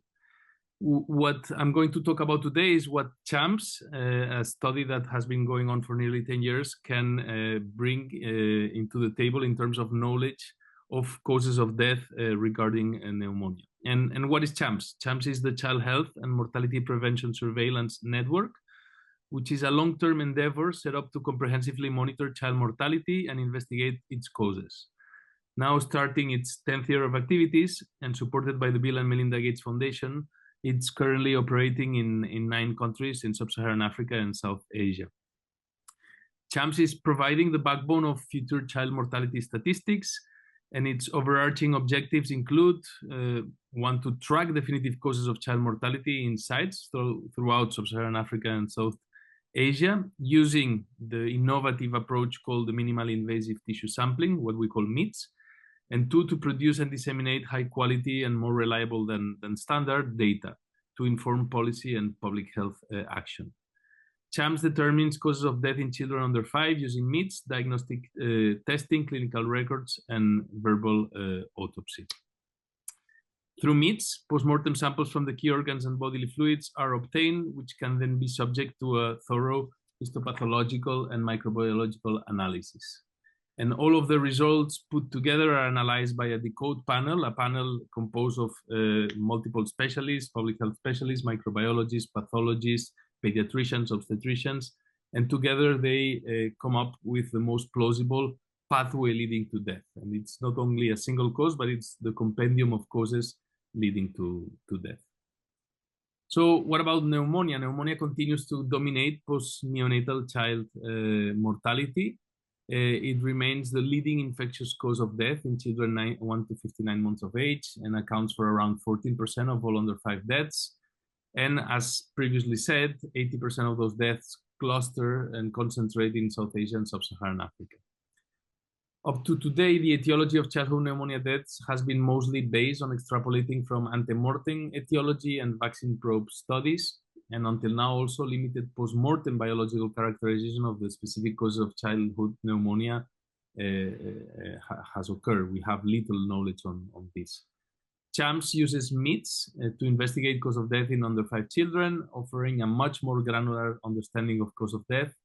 And in this analysis that I'm going to present today, we analyze a total of 1,120 decoded deaths among children from the CHAMPS sites, children 1 to 59 months of age, from December 2016 to December 2021.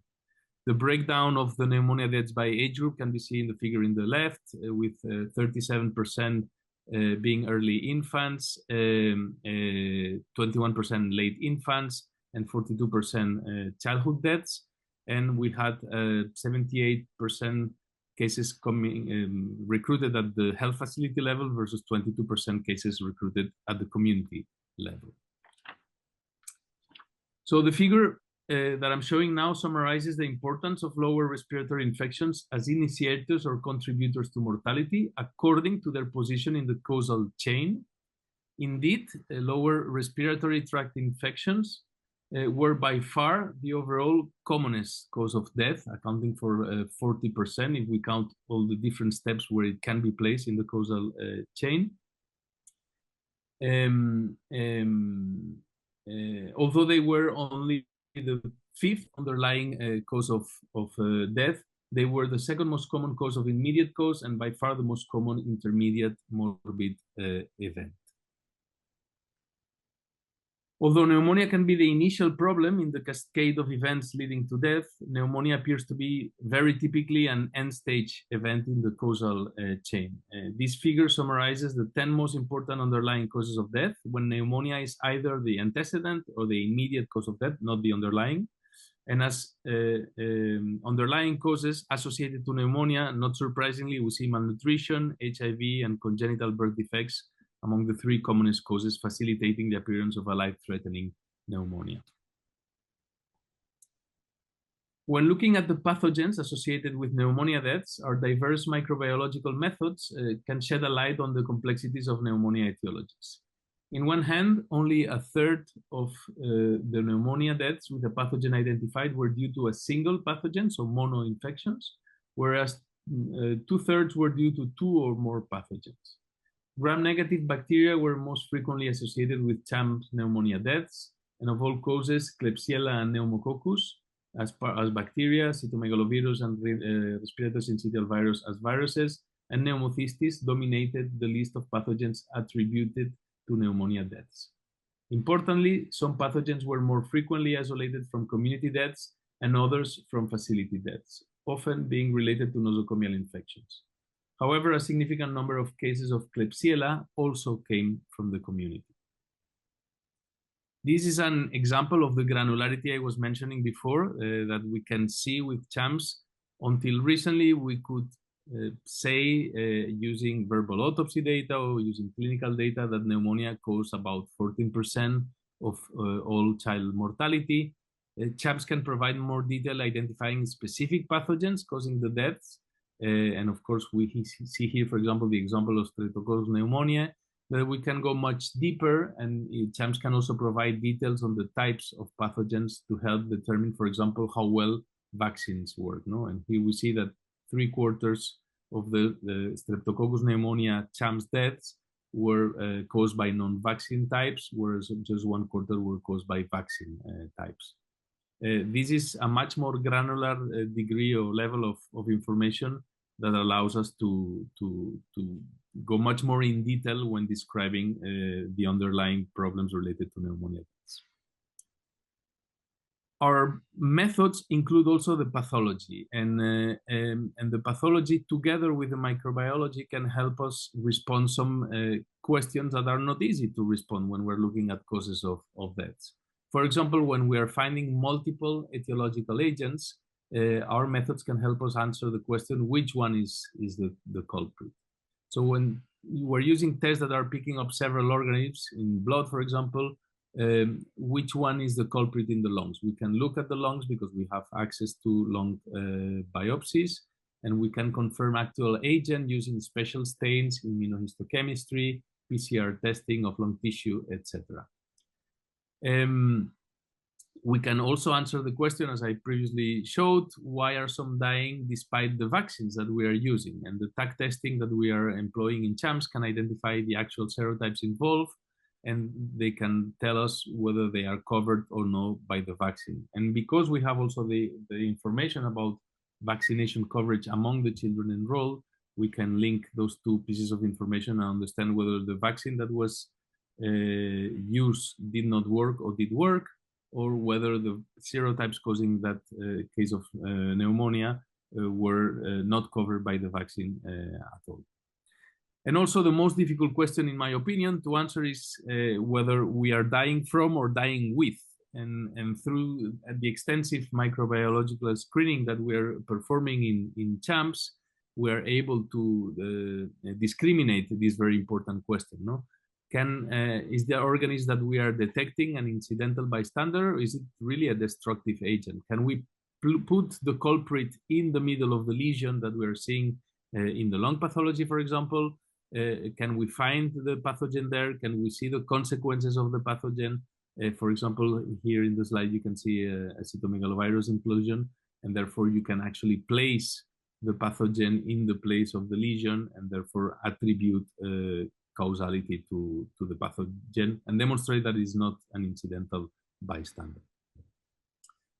But describing what we see is not enough. CHAMPS, of course, aims to improve child survival. Although we are studying the death, our overall overarching aim is to actually improve child survival. And we want to go from the data to the action, and we want to actually reduce associated deaths. No? And the panels that are reviewing all the information available for each individual case are actually asked to provide answers also related to the preventability of some of those deaths. No? And for the pneumonia deaths, we saw that up to 82% of the lower respiratory tract infection deaths were deemed potentially preventable or preventable under certain conditions.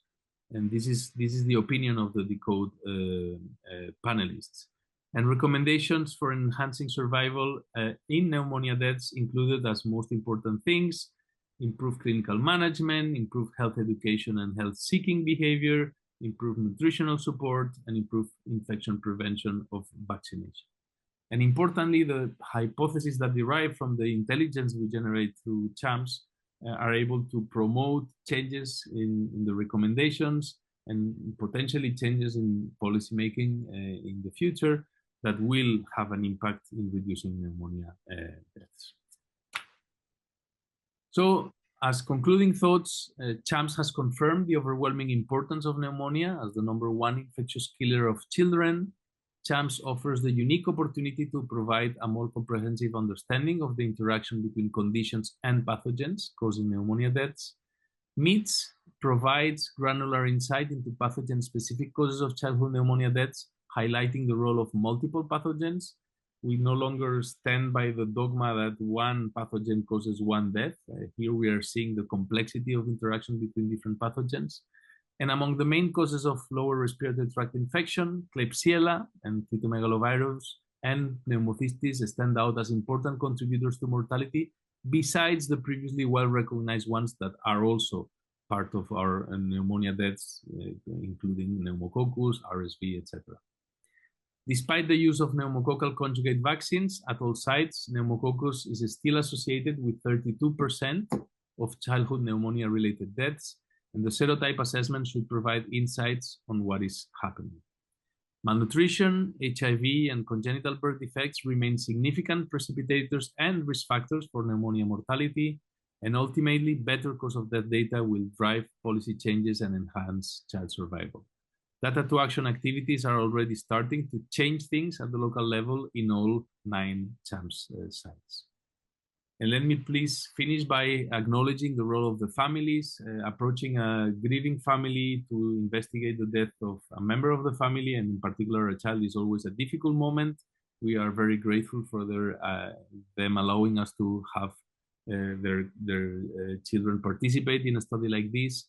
We need to acknowledge the communities where CHAMPS sites are and all the different partners, including our main funder, the Bill and Melinda Gates Foundation. Thank you very much. Thank you very much to Dr. Basat.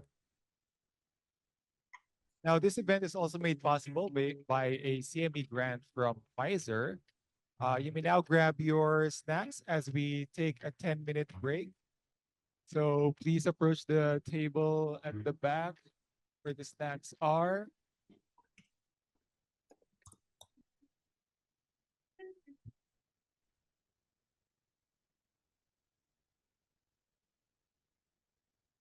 Sana we have a good life together.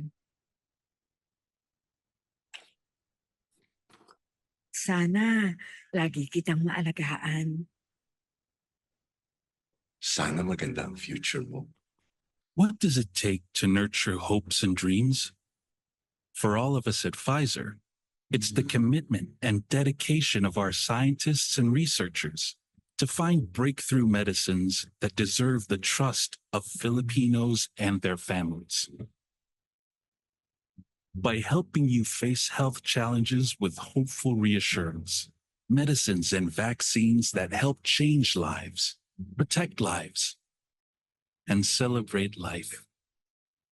Sana, you'll always be beside me. Life-caring, life-changing, Pfizer. Follow us on Facebook.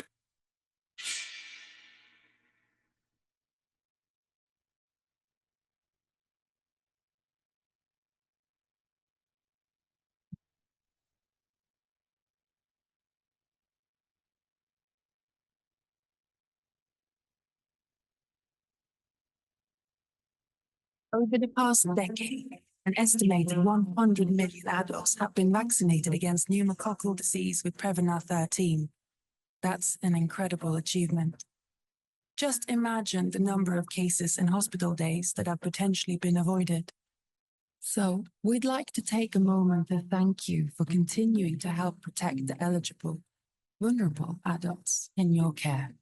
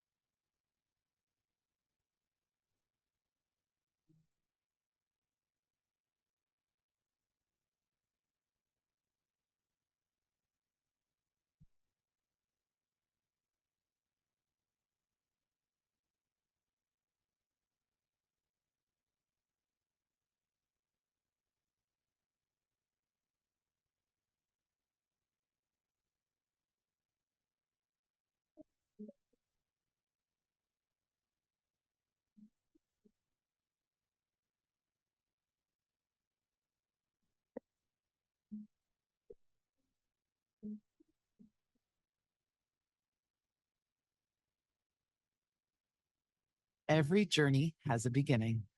The Prevnar journey began with a true medical innovation and has been continuing ever since. Welcome to the next generation of Prevnar protection for babies against invasive pneumococcal disease, or IPD. More than 20 years ago, the innovative science behind Prevnar was developed to fill a need. To help protect babies against bacteria that cause IPD. To help doctors protect babies against a potentially serious disease. The development of Prevnar and then Prevnar 13 was historic, providing pediatric vaccines that help protect babies against the 7 and 13 strains of bacteria that cause IPD, reducing rates of vaccine-type IPD caused by those 13 serotypes by 98%. And that could be considered the end of the journey, but it isn't. At Pfizer, we continue to innovate, always striving to expand protection against IPD. With Prevnar 20, we are delivering the broadest serotype coverage available in a pneumococcal conjugate vaccine, helping to protect against 20 serotypes in the vaccine, making Prevnar 20 the only pneumococcal conjugate vaccine that helps protect against 20 serotypes, and building on more than 20 years of experience in IPD with Prevnar and Prevnar 13. For Prevnar 20, in individuals 2, 4, 6, and 12 through 15 months of age, vaccinated with a 4-dose schedule, the most commonly reported solicited adverse reactions greater than 10% were irritability, pain at the injection site, drowsiness, decreased appetite, injection site redness, injection site swelling, and fever. It all adds up to Prevnar 20. Expanding serotype protection in IPD yet again.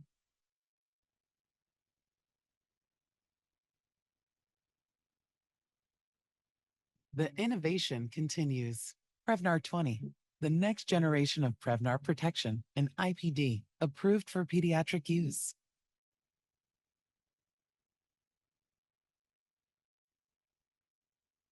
Pfizer introduces Nirmatrelvir plus Ritonavir Paxlovid.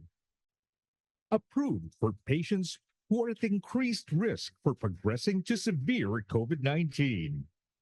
Paxlovid is the first oral protease inhibitor approved to treat patients with COVID-19 from home. It is indicated for the treatment of COVID-19 in adults whose condition is at an increased risk of becoming severe, but who do not require supplemental oxygen. The following benefits were observed in patients who received Paxlovid treatment 5 days or less from symptom onset. A 73% relative risk reduction in any COVID-19 related medical visits versus placebo. Significant reduction of the severity and duration of COVID-19 related symptoms versus placebo. About 88% relative risk reduction in hospitalization or death compared with placebo. An estimated 94% relative risk reduction in hospitalization or death in patients more than 65 years of age compared with placebo. The World Health Organization has issued a strong recommendation for the use of Paxlovid in patients with non-severe COVID-19 at highest risk of hospitalization. We have come a long way in protecting lives since the dreaded coronavirus turned the world upside down. But we must remain vigilant and keep watch over the risk status of COVID-19 patients. Let us continue to save lives with the power of Nirmatrelvir plus Ritonavir Paxlovid. Now available in the Philippines.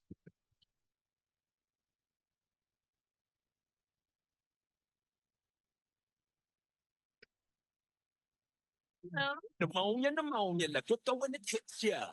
Gumaling ka, it's still gonna get ya. Unahan ang pneumonia. Kay dok tayo kumonsulta, hirap makaisip, hirap makahinga. At ang feeling mo parang lulunod ka. Pangarap ay sira, pag-ampaga ay nasira. Kung may pinaglalaban, ang pneumonia ay labanan. Ng pneumonia, unahan mo na. Ay, doktor, tungkol sa mga bakuna. Para sa medalyang ginto. Sige sa ensayo, hindi hihinto. Kaya kong tumakbo, mabuhat at mayakap aking mga apo. Para tuloy ang studies ko, gagraduate ng cum laude one day, CEO. Sa future ng baby ko.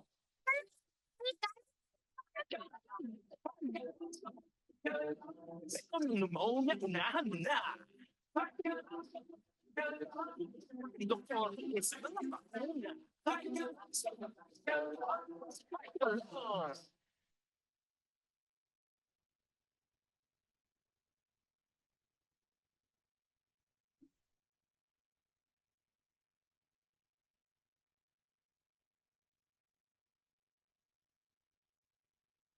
All right, so we will now resume the program. Let us now talk about vaccines fighting pneumonia.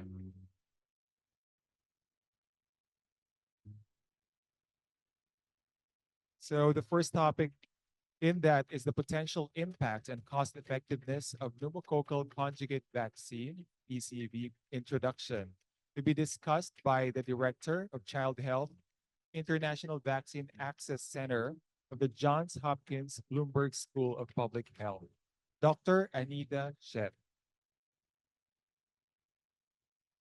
Good morning, good afternoon, and good evening to all of you.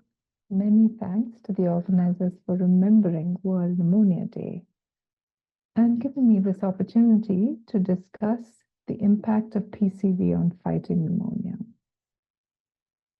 To begin with, let's think of what can happen in the next 2 minutes. This is the time that's needed for the world to lose 3 young children to pneumonia. Because in just 2 minutes, 3 families would have lost their child and possibly a large part of their earnings and left with suffering that rarely gets measured or published. Because every child dies of pneumonia every 43 seconds. That's what we know. But we have the power to change that. If we look at the statistics, pneumonia deaths among under 5 children in 2021, there were 740,000 deaths among children under 5 years of age. And this constitutes 22% of deaths among 1 to 59-month-old babies. And this number is more than tuberculosis, HIV, and malaria and COVID-19 combined for under 5 mortality. And the astonishing thing is that almost all of these deaths are preventable. It's interesting to see things in perspective. So on the left side, you can see that in 1990, more than 2 million children died from pneumonia every year. Since then, a 3-fold reduction in pneumonia-related child deaths took place in 2019.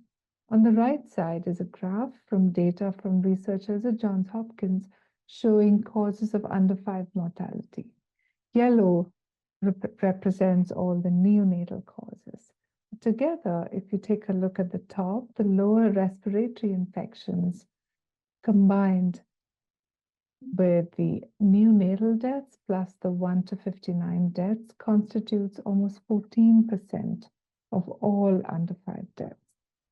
That is one of the largest causes of all deaths among under 5 children. Where are these pneumonia deaths taking place? If we look at the world map prepared by the UNICEF, the countries colored in red and brown are the ones with a higher proportion of child deaths due to pneumonia. In Africa, I want you to look at Somalia. 22% of pneumonia-related deaths are among children who are under 5, and this proportion is 24% in Chad, 21% in Guinea. And several countries listed on the right have very high numbers of pneumonia and diarrhea deaths. Now, the Pneumonia and Diarrhea Progress Report is a publication that has come out of the center I work in, the International Vaccine Access Center at the Johns Hopkins Bloomberg School of Public Health. This is like a country report card to track progress in under 5 mortality, particularly related to pneumonia and diarrhea. In 2009, the WHO and UNICEF published the Integrated Global Action Plan for Prevention and Control of Pneumonia and Diarrhea, called the GAPD, G-A-P-P-D. And this was a bold call to action with the goal of achieving a global 75% reduction in incidence of severe pneumonia and diarrhea in children under 5 by 2025. And this call to action contains 3 important prongs. They are to protect, prevent, and treat. So under protect comes one indicator, which is exclusive breastfeeding in the first 6 months of life. Under prevent, we have the following vaccines: pertussis, measles, Hib, pneumococcal conjugate vaccine, and rotavirus vaccine. So these are 5 indicators.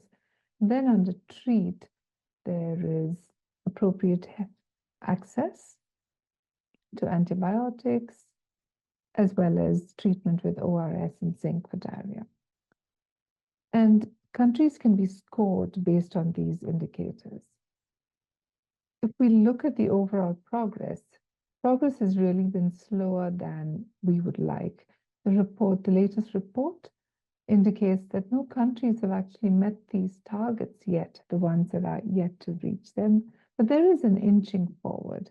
But clearly, we are not there yet. Now, coming to pneumococcal strep pneumonia, or pneumococcal bacteria, as we call it. So William Osler was one of the founding professors at Johns Hopkins Hospital over 100 years ago and described Streptococcus pneumoniae as the captain of the men of death, as it was such a high cause of mortality. Pneumonia indeed was very common then. He said this in 1918. But a century later, and many wondrous advances later, including antibiotics and vaccines, strep pneumoniae continues to kill children to a very large number, even to this day. If we look at the epidemiology of Streptococcus pneumoniae infections, we can see in the bar diagram, this represents the incidence of invasive pneumococcal disease in the US by age group and year. The different bars represent the years. So the darkest bar represents the year 1998. And then the second one is 2008, and the lightest bar is 2018. And the height of the bar represents the number of cases of invasive pneumococcal disease per 100,000 population. And on the y-axis, we have the different age groups. So the first group represents children under 2 years, and then we have 2 to 4, so on, all the way up to over 65. So we can see that there is actually a U-shaped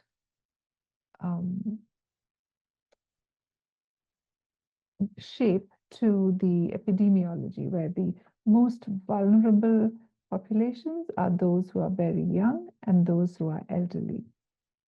That's where we see the maximum cases of invasive pneumococcal disease.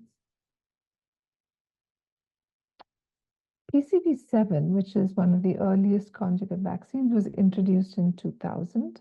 And that's what explains the difference between the dark bar, because that represents cases in 1998, and the subsequent bars. And then PCV13 was a vaccine that was introduced in 2010. By and large, these vaccines contain serotypes of pneumococcus that covered the vast majority of infections. PCV7 covered about 50 to 80% of infections caused by the different serotypes, and the 13-valent vaccine PCV13 covered 60 to 90% of infections globally. Of course, there were regional differences. But no doubt that PCV is a very important vaccine. We're lucky that we have a plethora of fully licensed vaccines in children. The early versions of pneumococcal vaccines were made of polysaccharide, which showed good efficacy almost over 100 years ago, first among miners in South Africa, and then soldiers in World War II. And the 23-valent polysaccharide vaccine is used even now. Pneumococcal polysaccharide vaccines were never recommended for children under 2 years of age because the polysaccharide antigen does not induce a robust immune response in infants and toddlers. So the discovery that attaching a carrier protein to the polysaccharide made vaccines T-cell dependent. The vaccines were able to induce T-cell dependent immune responses that were very important for infants and children under 2 years. That discovery was a game changer. So now we have a plethora of vaccines. We call them PCV, pneumococcal conjugate vaccines, that are widespread. We have pre-qualified vaccines that are in use in most countries across the world. And now we have extended valent vaccines as well. 2 of them are fully approved and licensed, and there are many more in the pipeline that go beyond the PCV13. But let's take a look at the impact. There's no doubt that PCV is a vaccine with immense impact. This impact in high burden countries across the world have been transformative. And this has mirrored the effects seen in high income countries. So on the left side, you can see the diagram of the rates of invasive pneumococcal disease among children under 5 years in the US. And once PCV7 was introduced, it's seen in the red line, there was a precipitous drop of cases. And this was seen even in PCV, with introduction of PCV13, the drop continued, although the degree of drop was smaller. PCV is effective in preventing invasive pneumococcal disease, radiographic pneumonia, as well as clinical pneumonia under 2. So this was proven through thematic analysis and meta-analysis. And there was evidence of declines in hospitalization rates as well due to all-cause pneumonia. And this was also shown in many different settings. PCV also resulted in herd protection, which went beyond the vaccinated, beyond just the vaccinated. And the mechanism of this herd protection was through indirect effects. That was mainly by interruption of the pneumococcal vaccine type transmission. So the overall reservoir of all the serotypes decreased with the vaccination of young children, and that resulted in fewer cases of transmission. And those benefiting from indirect protection included children too young to be immunized, children and adults with underlying immune deficiencies and other risk conditions for invasive pneumococcal disease, as well as the elderly population, those above 65 years of age. On the left side, you can see a beautiful illustration of the herd protection.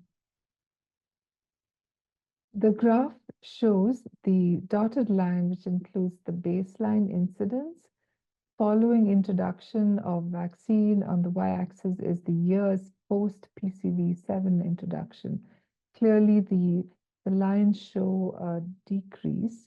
The top left represents the population of under 5 years, and then we have 5 to 18 years on the right side. And the next, in the second row, we have 9 to 49 years and 50 to 64 years. And on the bottom left is the population greater than 65 years. And you can see that although it's only the top left box which shows a population that's vaccinated, you see disease coming down in all the other age groups as well, which is a very good illustration of herd protection.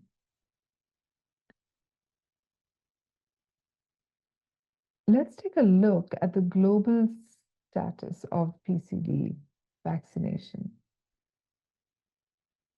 Here is a diagram map actually taken from this very illustrative website called ViewHub. It's also maintained by IVAC, which shows PCV introduction across the world.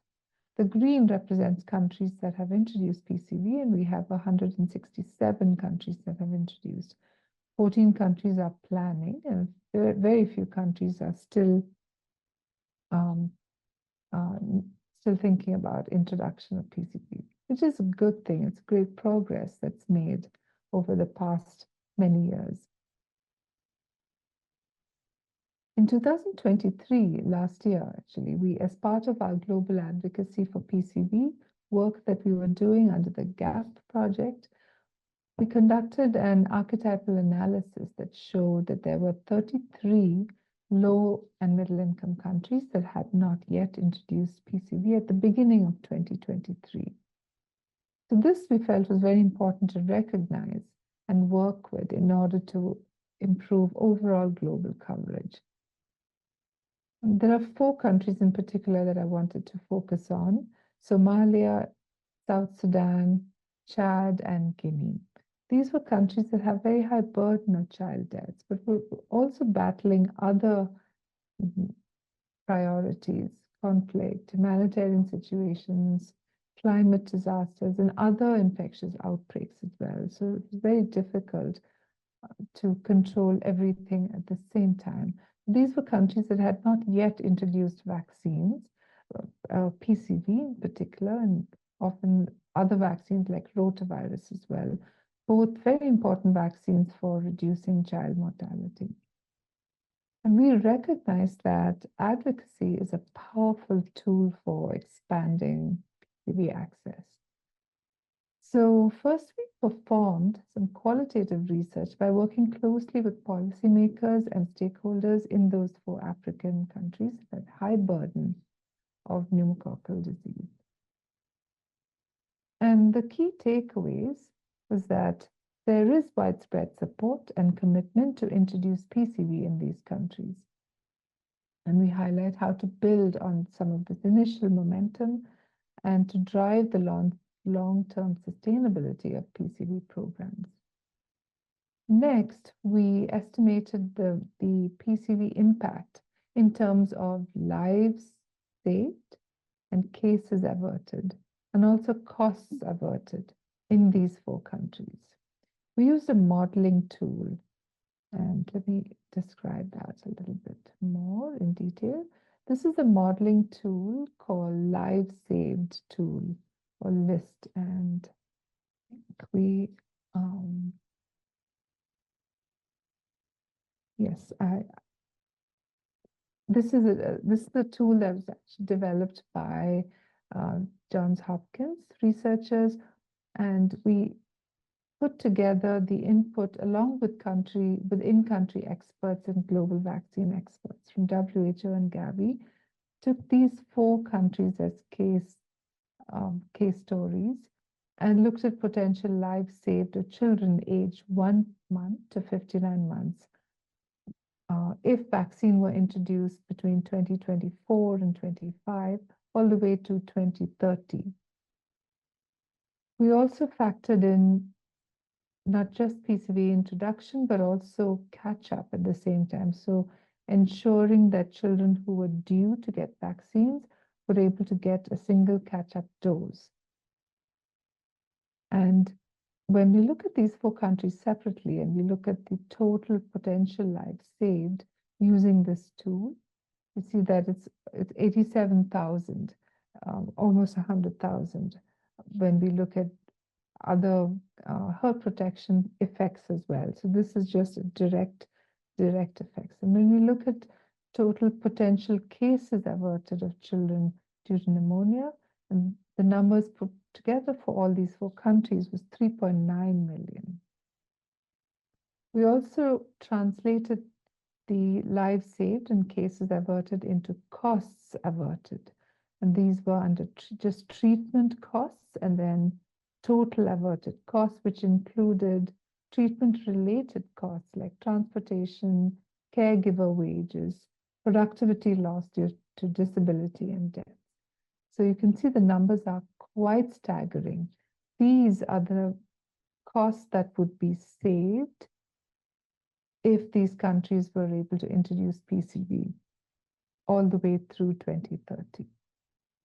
So you can see that advocacy, but when we think of numbers in terms of lives and cases and costs, it makes a difference. And we can see that introducing vaccines can have a very high return on investment. Some of the other examples that we experienced through the GAP project, we looked at countries that have introduced vaccines concurrently. So 2 or more new vaccine introductions. Here's a case study from Indonesia that conducted a concurrent vaccine rollout with PCV and rotavirus vaccine. So we defined concurrent as rollout of 2 or more vaccines within a 1-year time frame. PCV was nationally rolled out in July 2022 after a demonstration project in selected districts in the 2 years prior, so 2017 to 19. And rotavirus was also introduced in 21 districts in December 2022. And when we conducted, along with CHAI, which is another group that works with vaccines, the Clinton Health Access Initiative, we found that people reported, the policymakers and implementers reported enabling factors such as strong political commitment, using the electronic data systems for immunization, and also strengthening health services. These were all the enabling factors that took place post-COVID. So many of the advances that took place during COVID were also very useful for new vaccine introductions within the routine childhood immunization program. We also identified some opportunities for improvement, which included health worker training, realignment of government roles, and increased collaboration with the private sector for health service delivery. So this is very useful to bring out into the open. Another approach that some countries have used is to have an integrated approach when a new vaccine is introduced.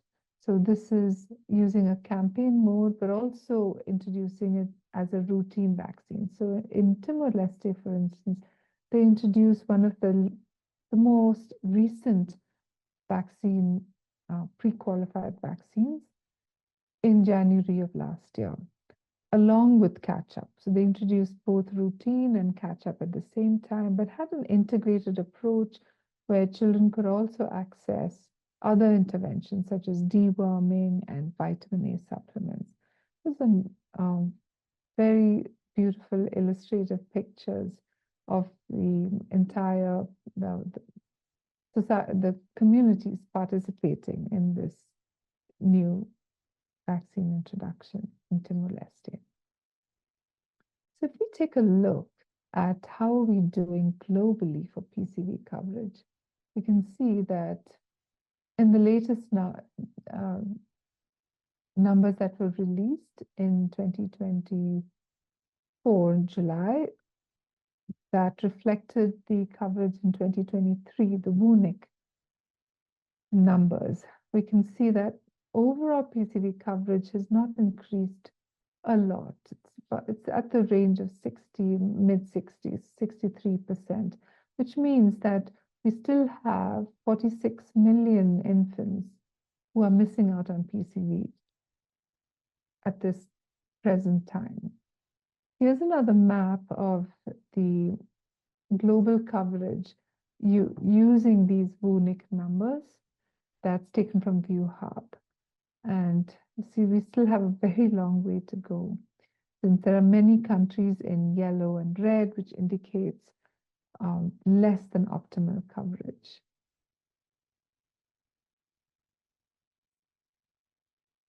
So if we think about it, in the past few minutes, we've lost, past 20 minutes, we've lost 30 young children, since there's such a high rate of deaths due to pneumonia. Most of them are under 1 year of age. But we recognize that we have the power to make a change to this terrible statistic of preventable child death.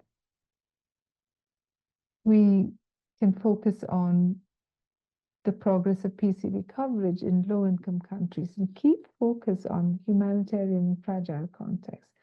That's the place where you have the most vulnerable children that need this vaccine protection.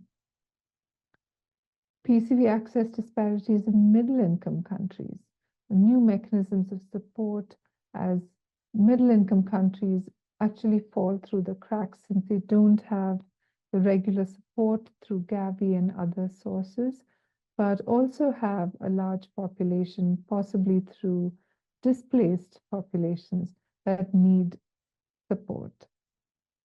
Spotlighting PCV along with all the other routine vaccines. We can't forget the general routine vaccines, DTP, measles. These are very important for keeping child mortality low in all of these settings. So scale up and continued sustained access is critical. And then focusing on catch up. So it's not just the infants who need PCV protection, but also the ones who missed out on these vaccines. So the whole concept of catch-up vaccination is critical to address any kind of backsliding that can happen as happened during COVID. And finally, the power of human stories. When we talk about access, we forget that it's always the child at the center, the family that needs the overall protection. I'd like to stop there and acknowledge my colleagues at Johns Hopkins, as well as acknowledge the Bill and Melinda Gates Foundation for their support. Thank you for your attention. So thank you very much to Dr. Adila Shet. Now we talk about RSV vaccine in adults and children, to be discussed by Dr. Melvin Sadikas of the Global Health Press, Singapore, and the Royal Society for Tropical Medicine and Hygiene in the UK. Good afternoon, everyone. Thank you for the invitation to be part of this World Pneumonia Day celebration and to discuss RSV vaccines in adults and children. So this is the agenda for my short talk today. We will start with an introduction to RSV and vaccine development. RSV, or the respiratory syncytial virus, is a significant cause of respiratory infections in infants, in children, and in older adults. While RSV can affect individuals of all ages, it is most dangerous for infants and young children, particularly those under the age of 2 years old. Premature babies, children with certain medical conditions, and elderly individuals are also at higher risk of severe RSV infections.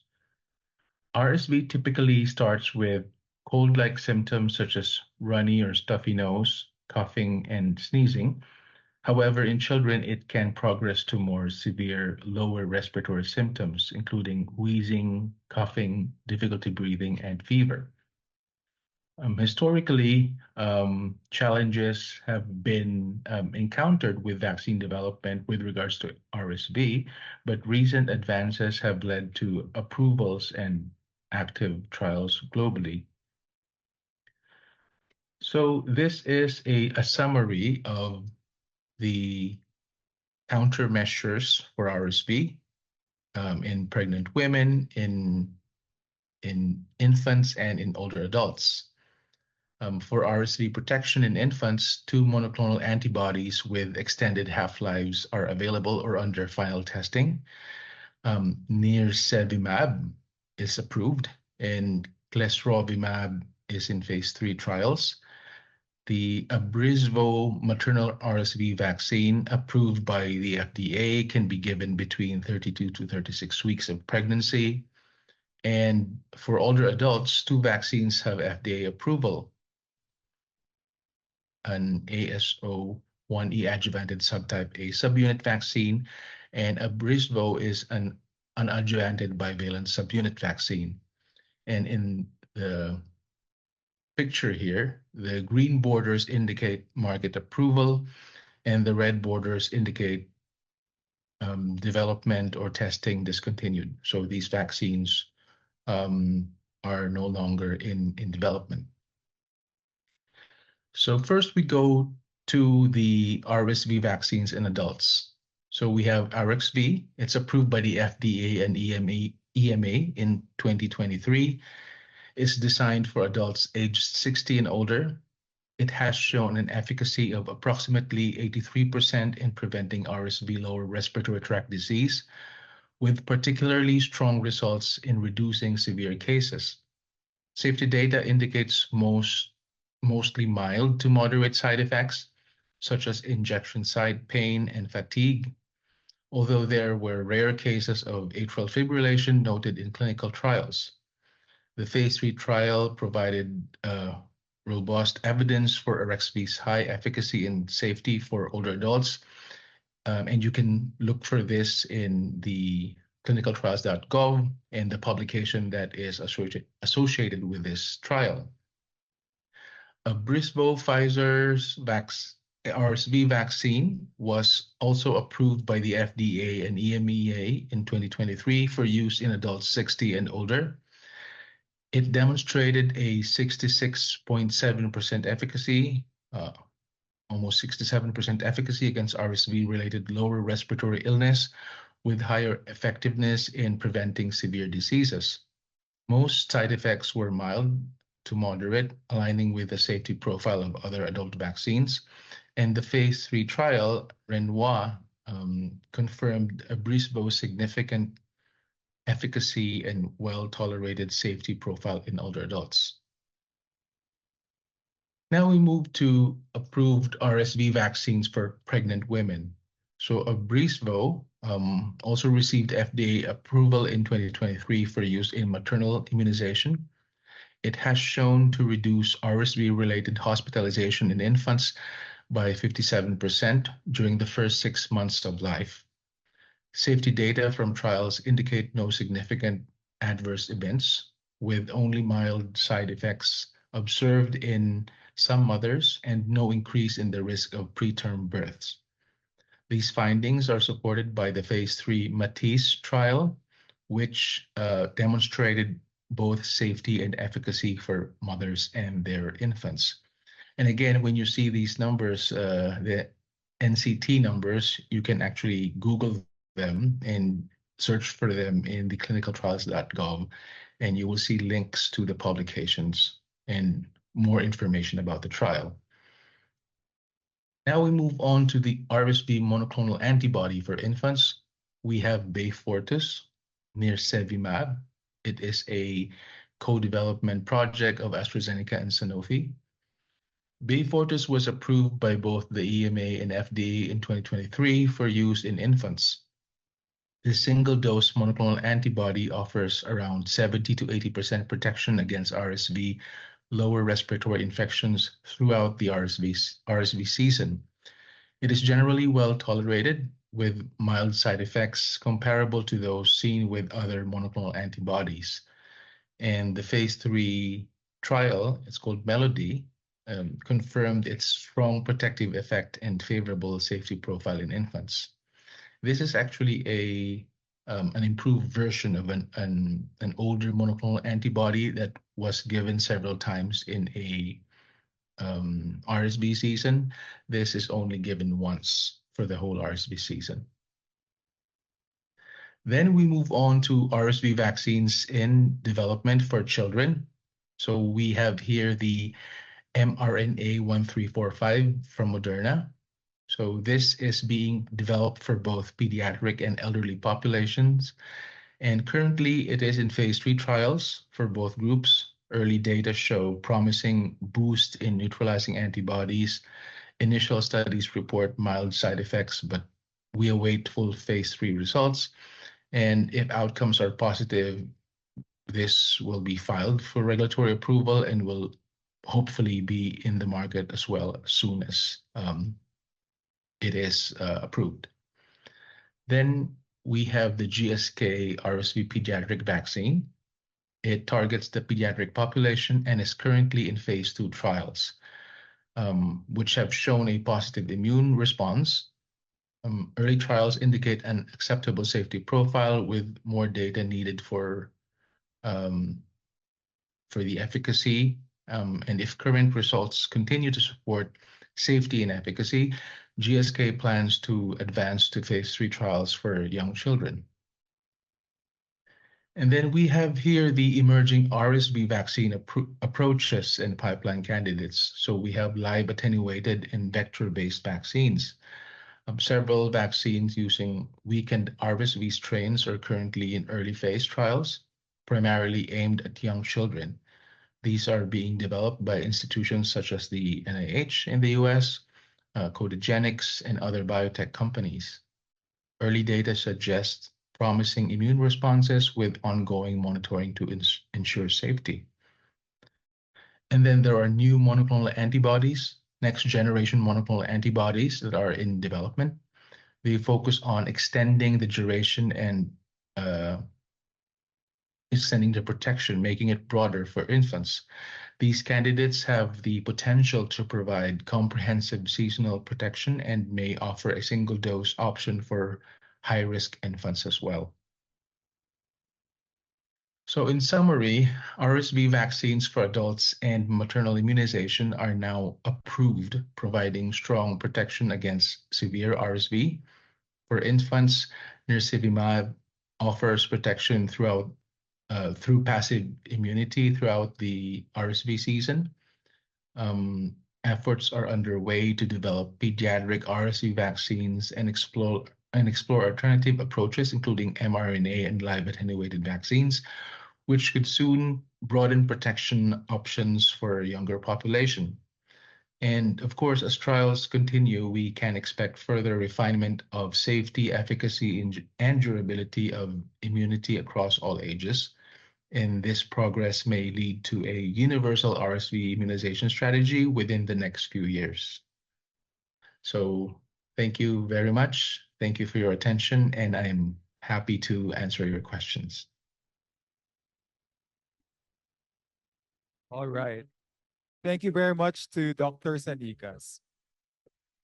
Now, in light of World Pneumonia Day, we have a few messages which are as call to action.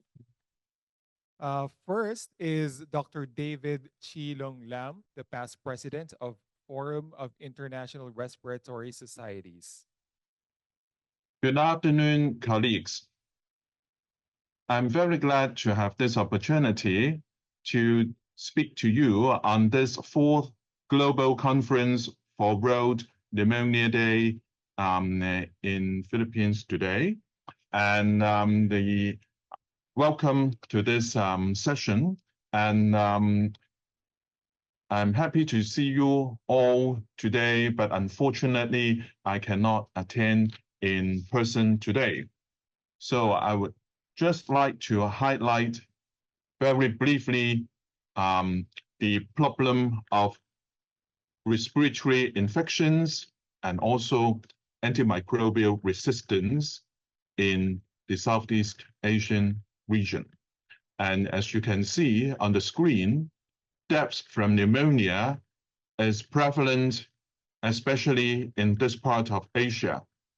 As you can see, the dense color as shown on the map showing the deaths from pneumonia a few years back. And this is the same both for adults and also children in the region. And tying with the prevalence of pneumonia in this part of the world comes the recent emergence of antimicrobial resistance of specific strains, especially carbapenem resistance, methicillin resistance, and also extended spectrum beta-lactamase resistance in this region.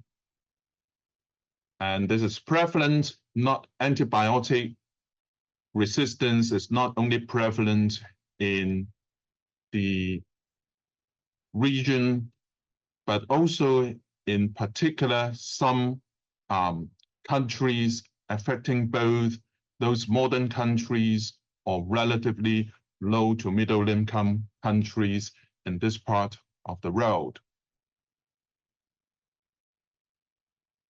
And there are recent evidence that the antimicrobial resistance in the Southeast Asian regions, especially methicillin resistance and also vancomycin resistance organisms, are on the rising trend in the region. So the issue that we can recognize is actually the use, misuse, and overuse of antimicrobials in response to the increasing problem of respiratory infections in this part of the world. And it affects all countries in the region, although is more impacting on the poverty and inequality, especially in countries of low to middle income in the region. And it makes infections harder to treat and make medical procedures or treatments lesser effective in the region.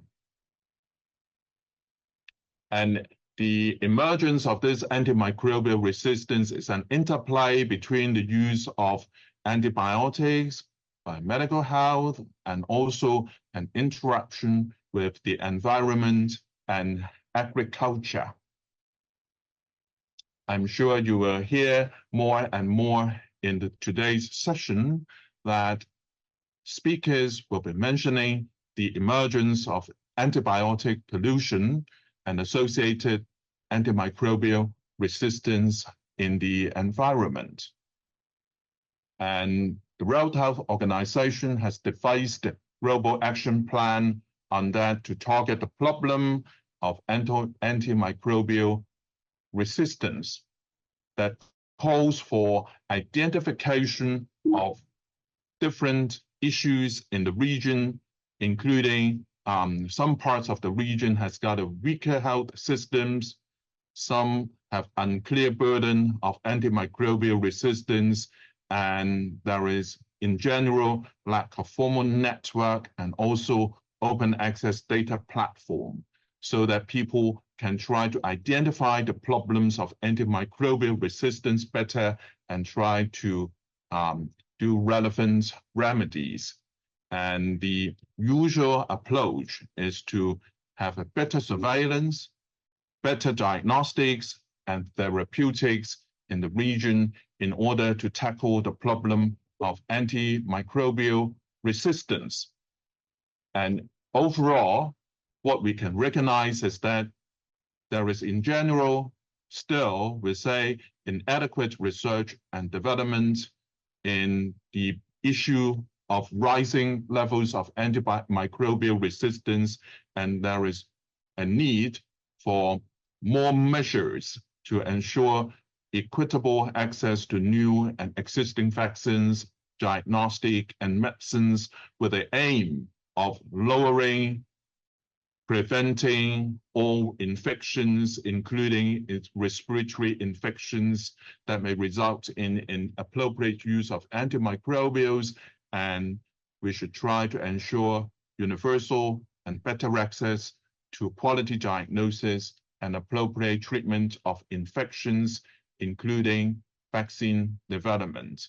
And I wish you all an enjoyable conference, and we can have a better call to action to fighting pneumonia and antimicrobial resistance in the Southeast Asia region. Thank you very much. Thank you, Dr. Lam. To add to the call to action is the president of the Philippine Society for Microbiology and Infectious Diseases. Please welcome Dr. Janice Kawina. Okay, hello, good evening to everyone. The Philippine Society for Microbiology and Infectious Diseases reiterates its commitment to controlling pneumonia in the country. PSMID spearheads the creation of evidence-based clinical practice guidelines for the management of community-acquired pneumonia and sepsis, promotes adult vaccinations to prevent respiratory infections, provides expertise to PhilHealth in creating equitable case rate packages for pneumonia and other infections. And also, we institutionalize infection control practices in medical facilities to prevent the transmission of respiratory infections. So PSMID supports World Pneumonia Day 2024 to bring greater awareness about pneumonia And this, of course, is we do it hand in hand with the various societies present here today. Congratulations to the organizers, and thank you participants for being here in this beautiful venue. Maraming salamat po. Thank you very much, Dr. Kawili. We will also hear a call to action from the president of the Philippine College of Chest Physicians, Dr. Janeth Samson. Good day. Today, November 12, we celebrate the World Pneumonia Day. We come together to shed light on a critical health issue that affects countless Filipino lives. Pneumonia remains the third leading cause of death in the Philippines, especially among young children, elderly, and those with chronic health conditions.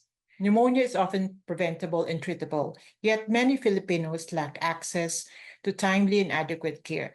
This is where our role as healthcare professionals and advocates become crucial. Through awareness, education, vaccination, and accessible treatment, we have the power to make profound difference in the fight against this disease.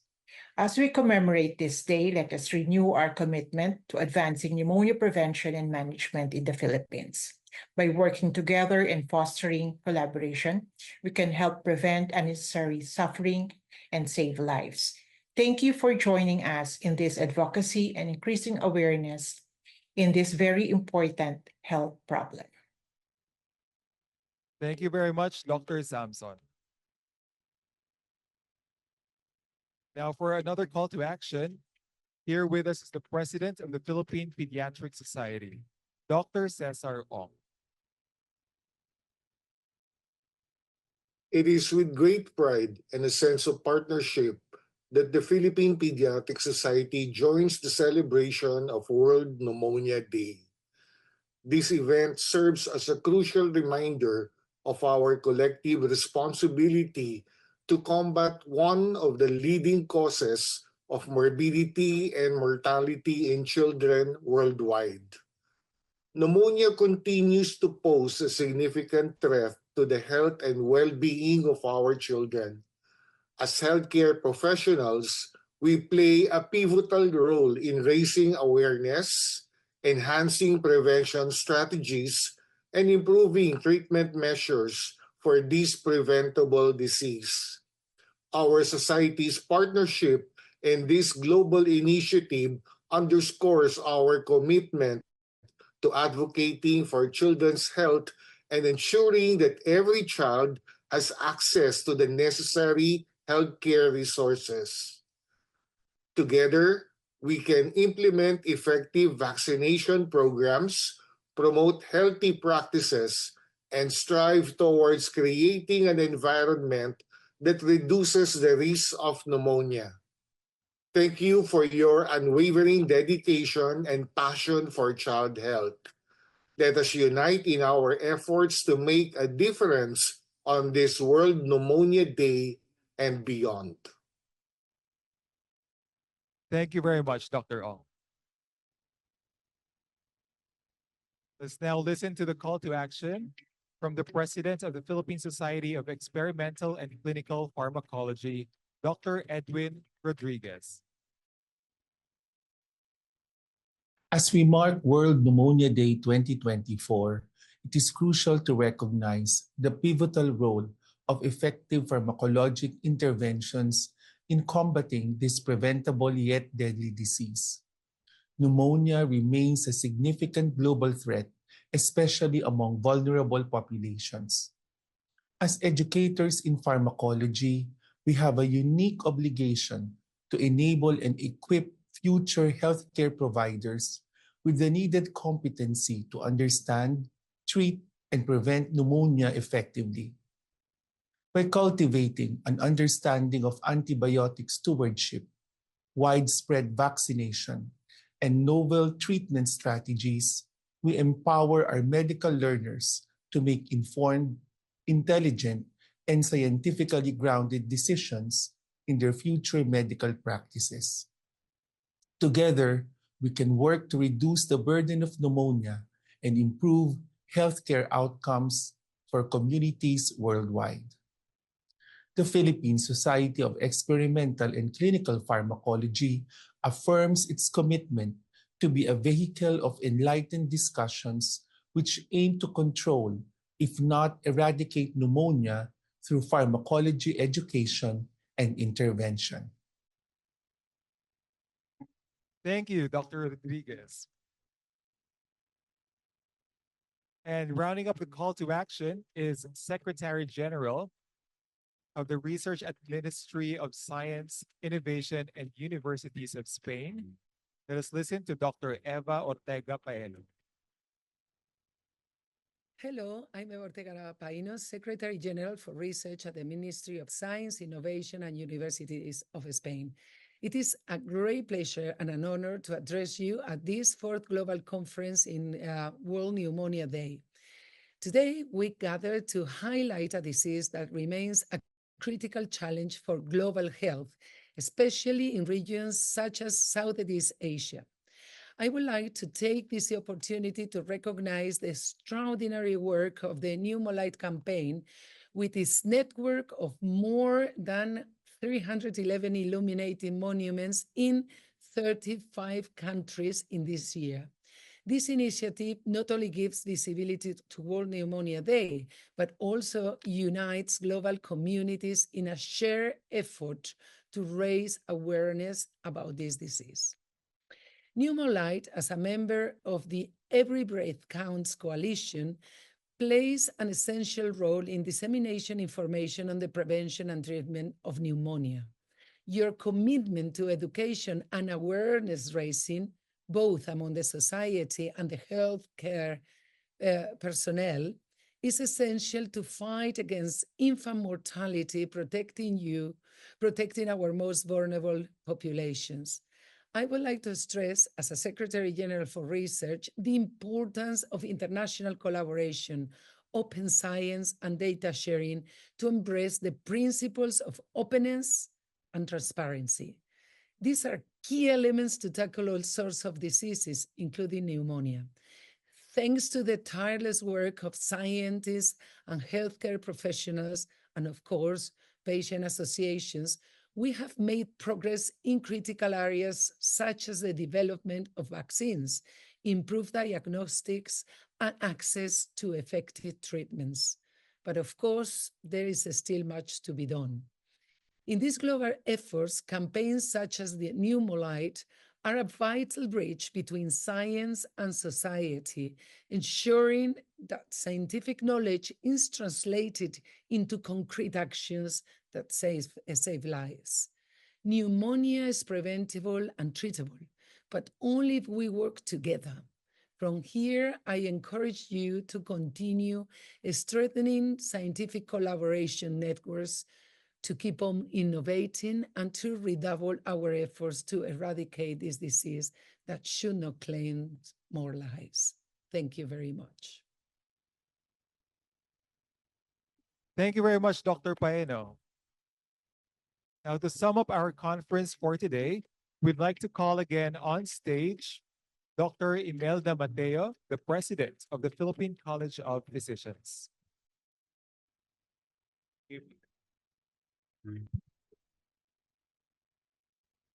So thank you, everyone. And of course, we thank all our experts who spent time to share knowledge, share expertise and experience in pneumonia. So this is one manifestation of a big collaboration, in fact, a global collaboration on how to address the impact or the burden of pneumonia. So let's all take action now to combat pneumonia. Let's be aware and educated on it. Immunize ourselves and our loved ones. Let's practice good hygiene and also seek medical advice when symptoms arise. Healthcare workers should also get involved in educating the lay to counteract misinformation. Together, mobilizing both the government and the non-government sectors, especially those in the medical community, we can reduce the impact of this deadly disease, and let's all prioritize health and create a pneumonia-free future. The PCP, or the Philippine College of Physicians, as one of the leading stakeholders in health, commits to the global initiative on the control of pneumonia because every breath counts. Maraming salamat po at magandang gabi sa ating lahat. Thank you very much, Dr. Mateo. I'd like to call on our partners here on the stage. First, Janice. Who else? Edwin Rodriguez, join us here in front. Katya, of course.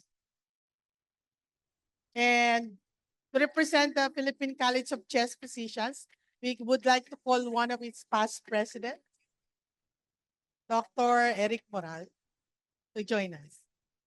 And the chair of the Department of Internal Medicine, Dr. Mario Panaligan, also past president of PCP and PSMID, join us. Okay, so this is calling to action. Let's take a picture all together with our arms interlocked. Let's move now to the middle. Okay, move to the right. Okay. Yeah, Gwen, join us. And Rudy. Rudy. Yes, of course. Okay. O, dito ka, dito ka. Gwen, join us here on stage.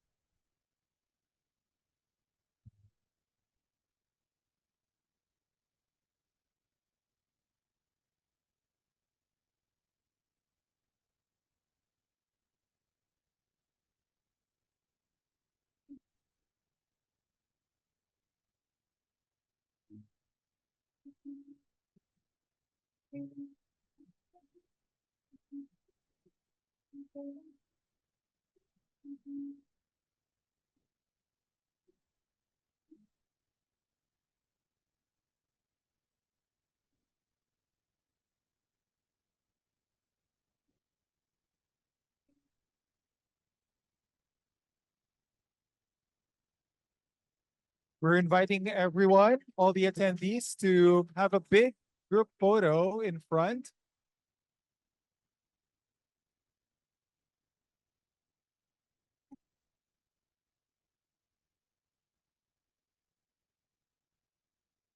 So remember the 12th of November, World Pneumonia Day.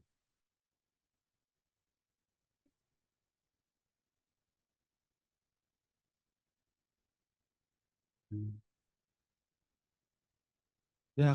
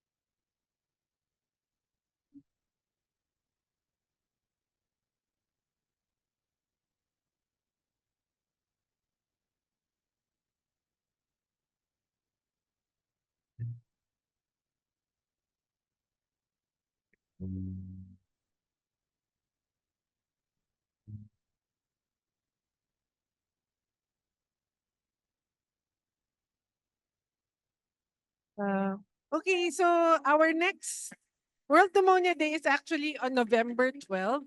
And Dr. Katia Silionis initiated the Pneumolight event, which is lighting up landmarks all over the world blue.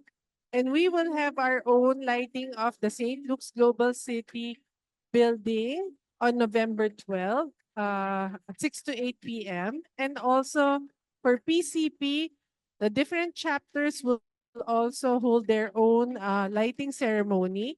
For PCP Main in NCR, we'll have it at the Manila City Hall, Kartilya ng Katipunan. So please mark the date. And aside from that, the chapters of the Philippine College of Physicians in the different regions and cities all over the Philippines are also lighting their landmark areas with blue light.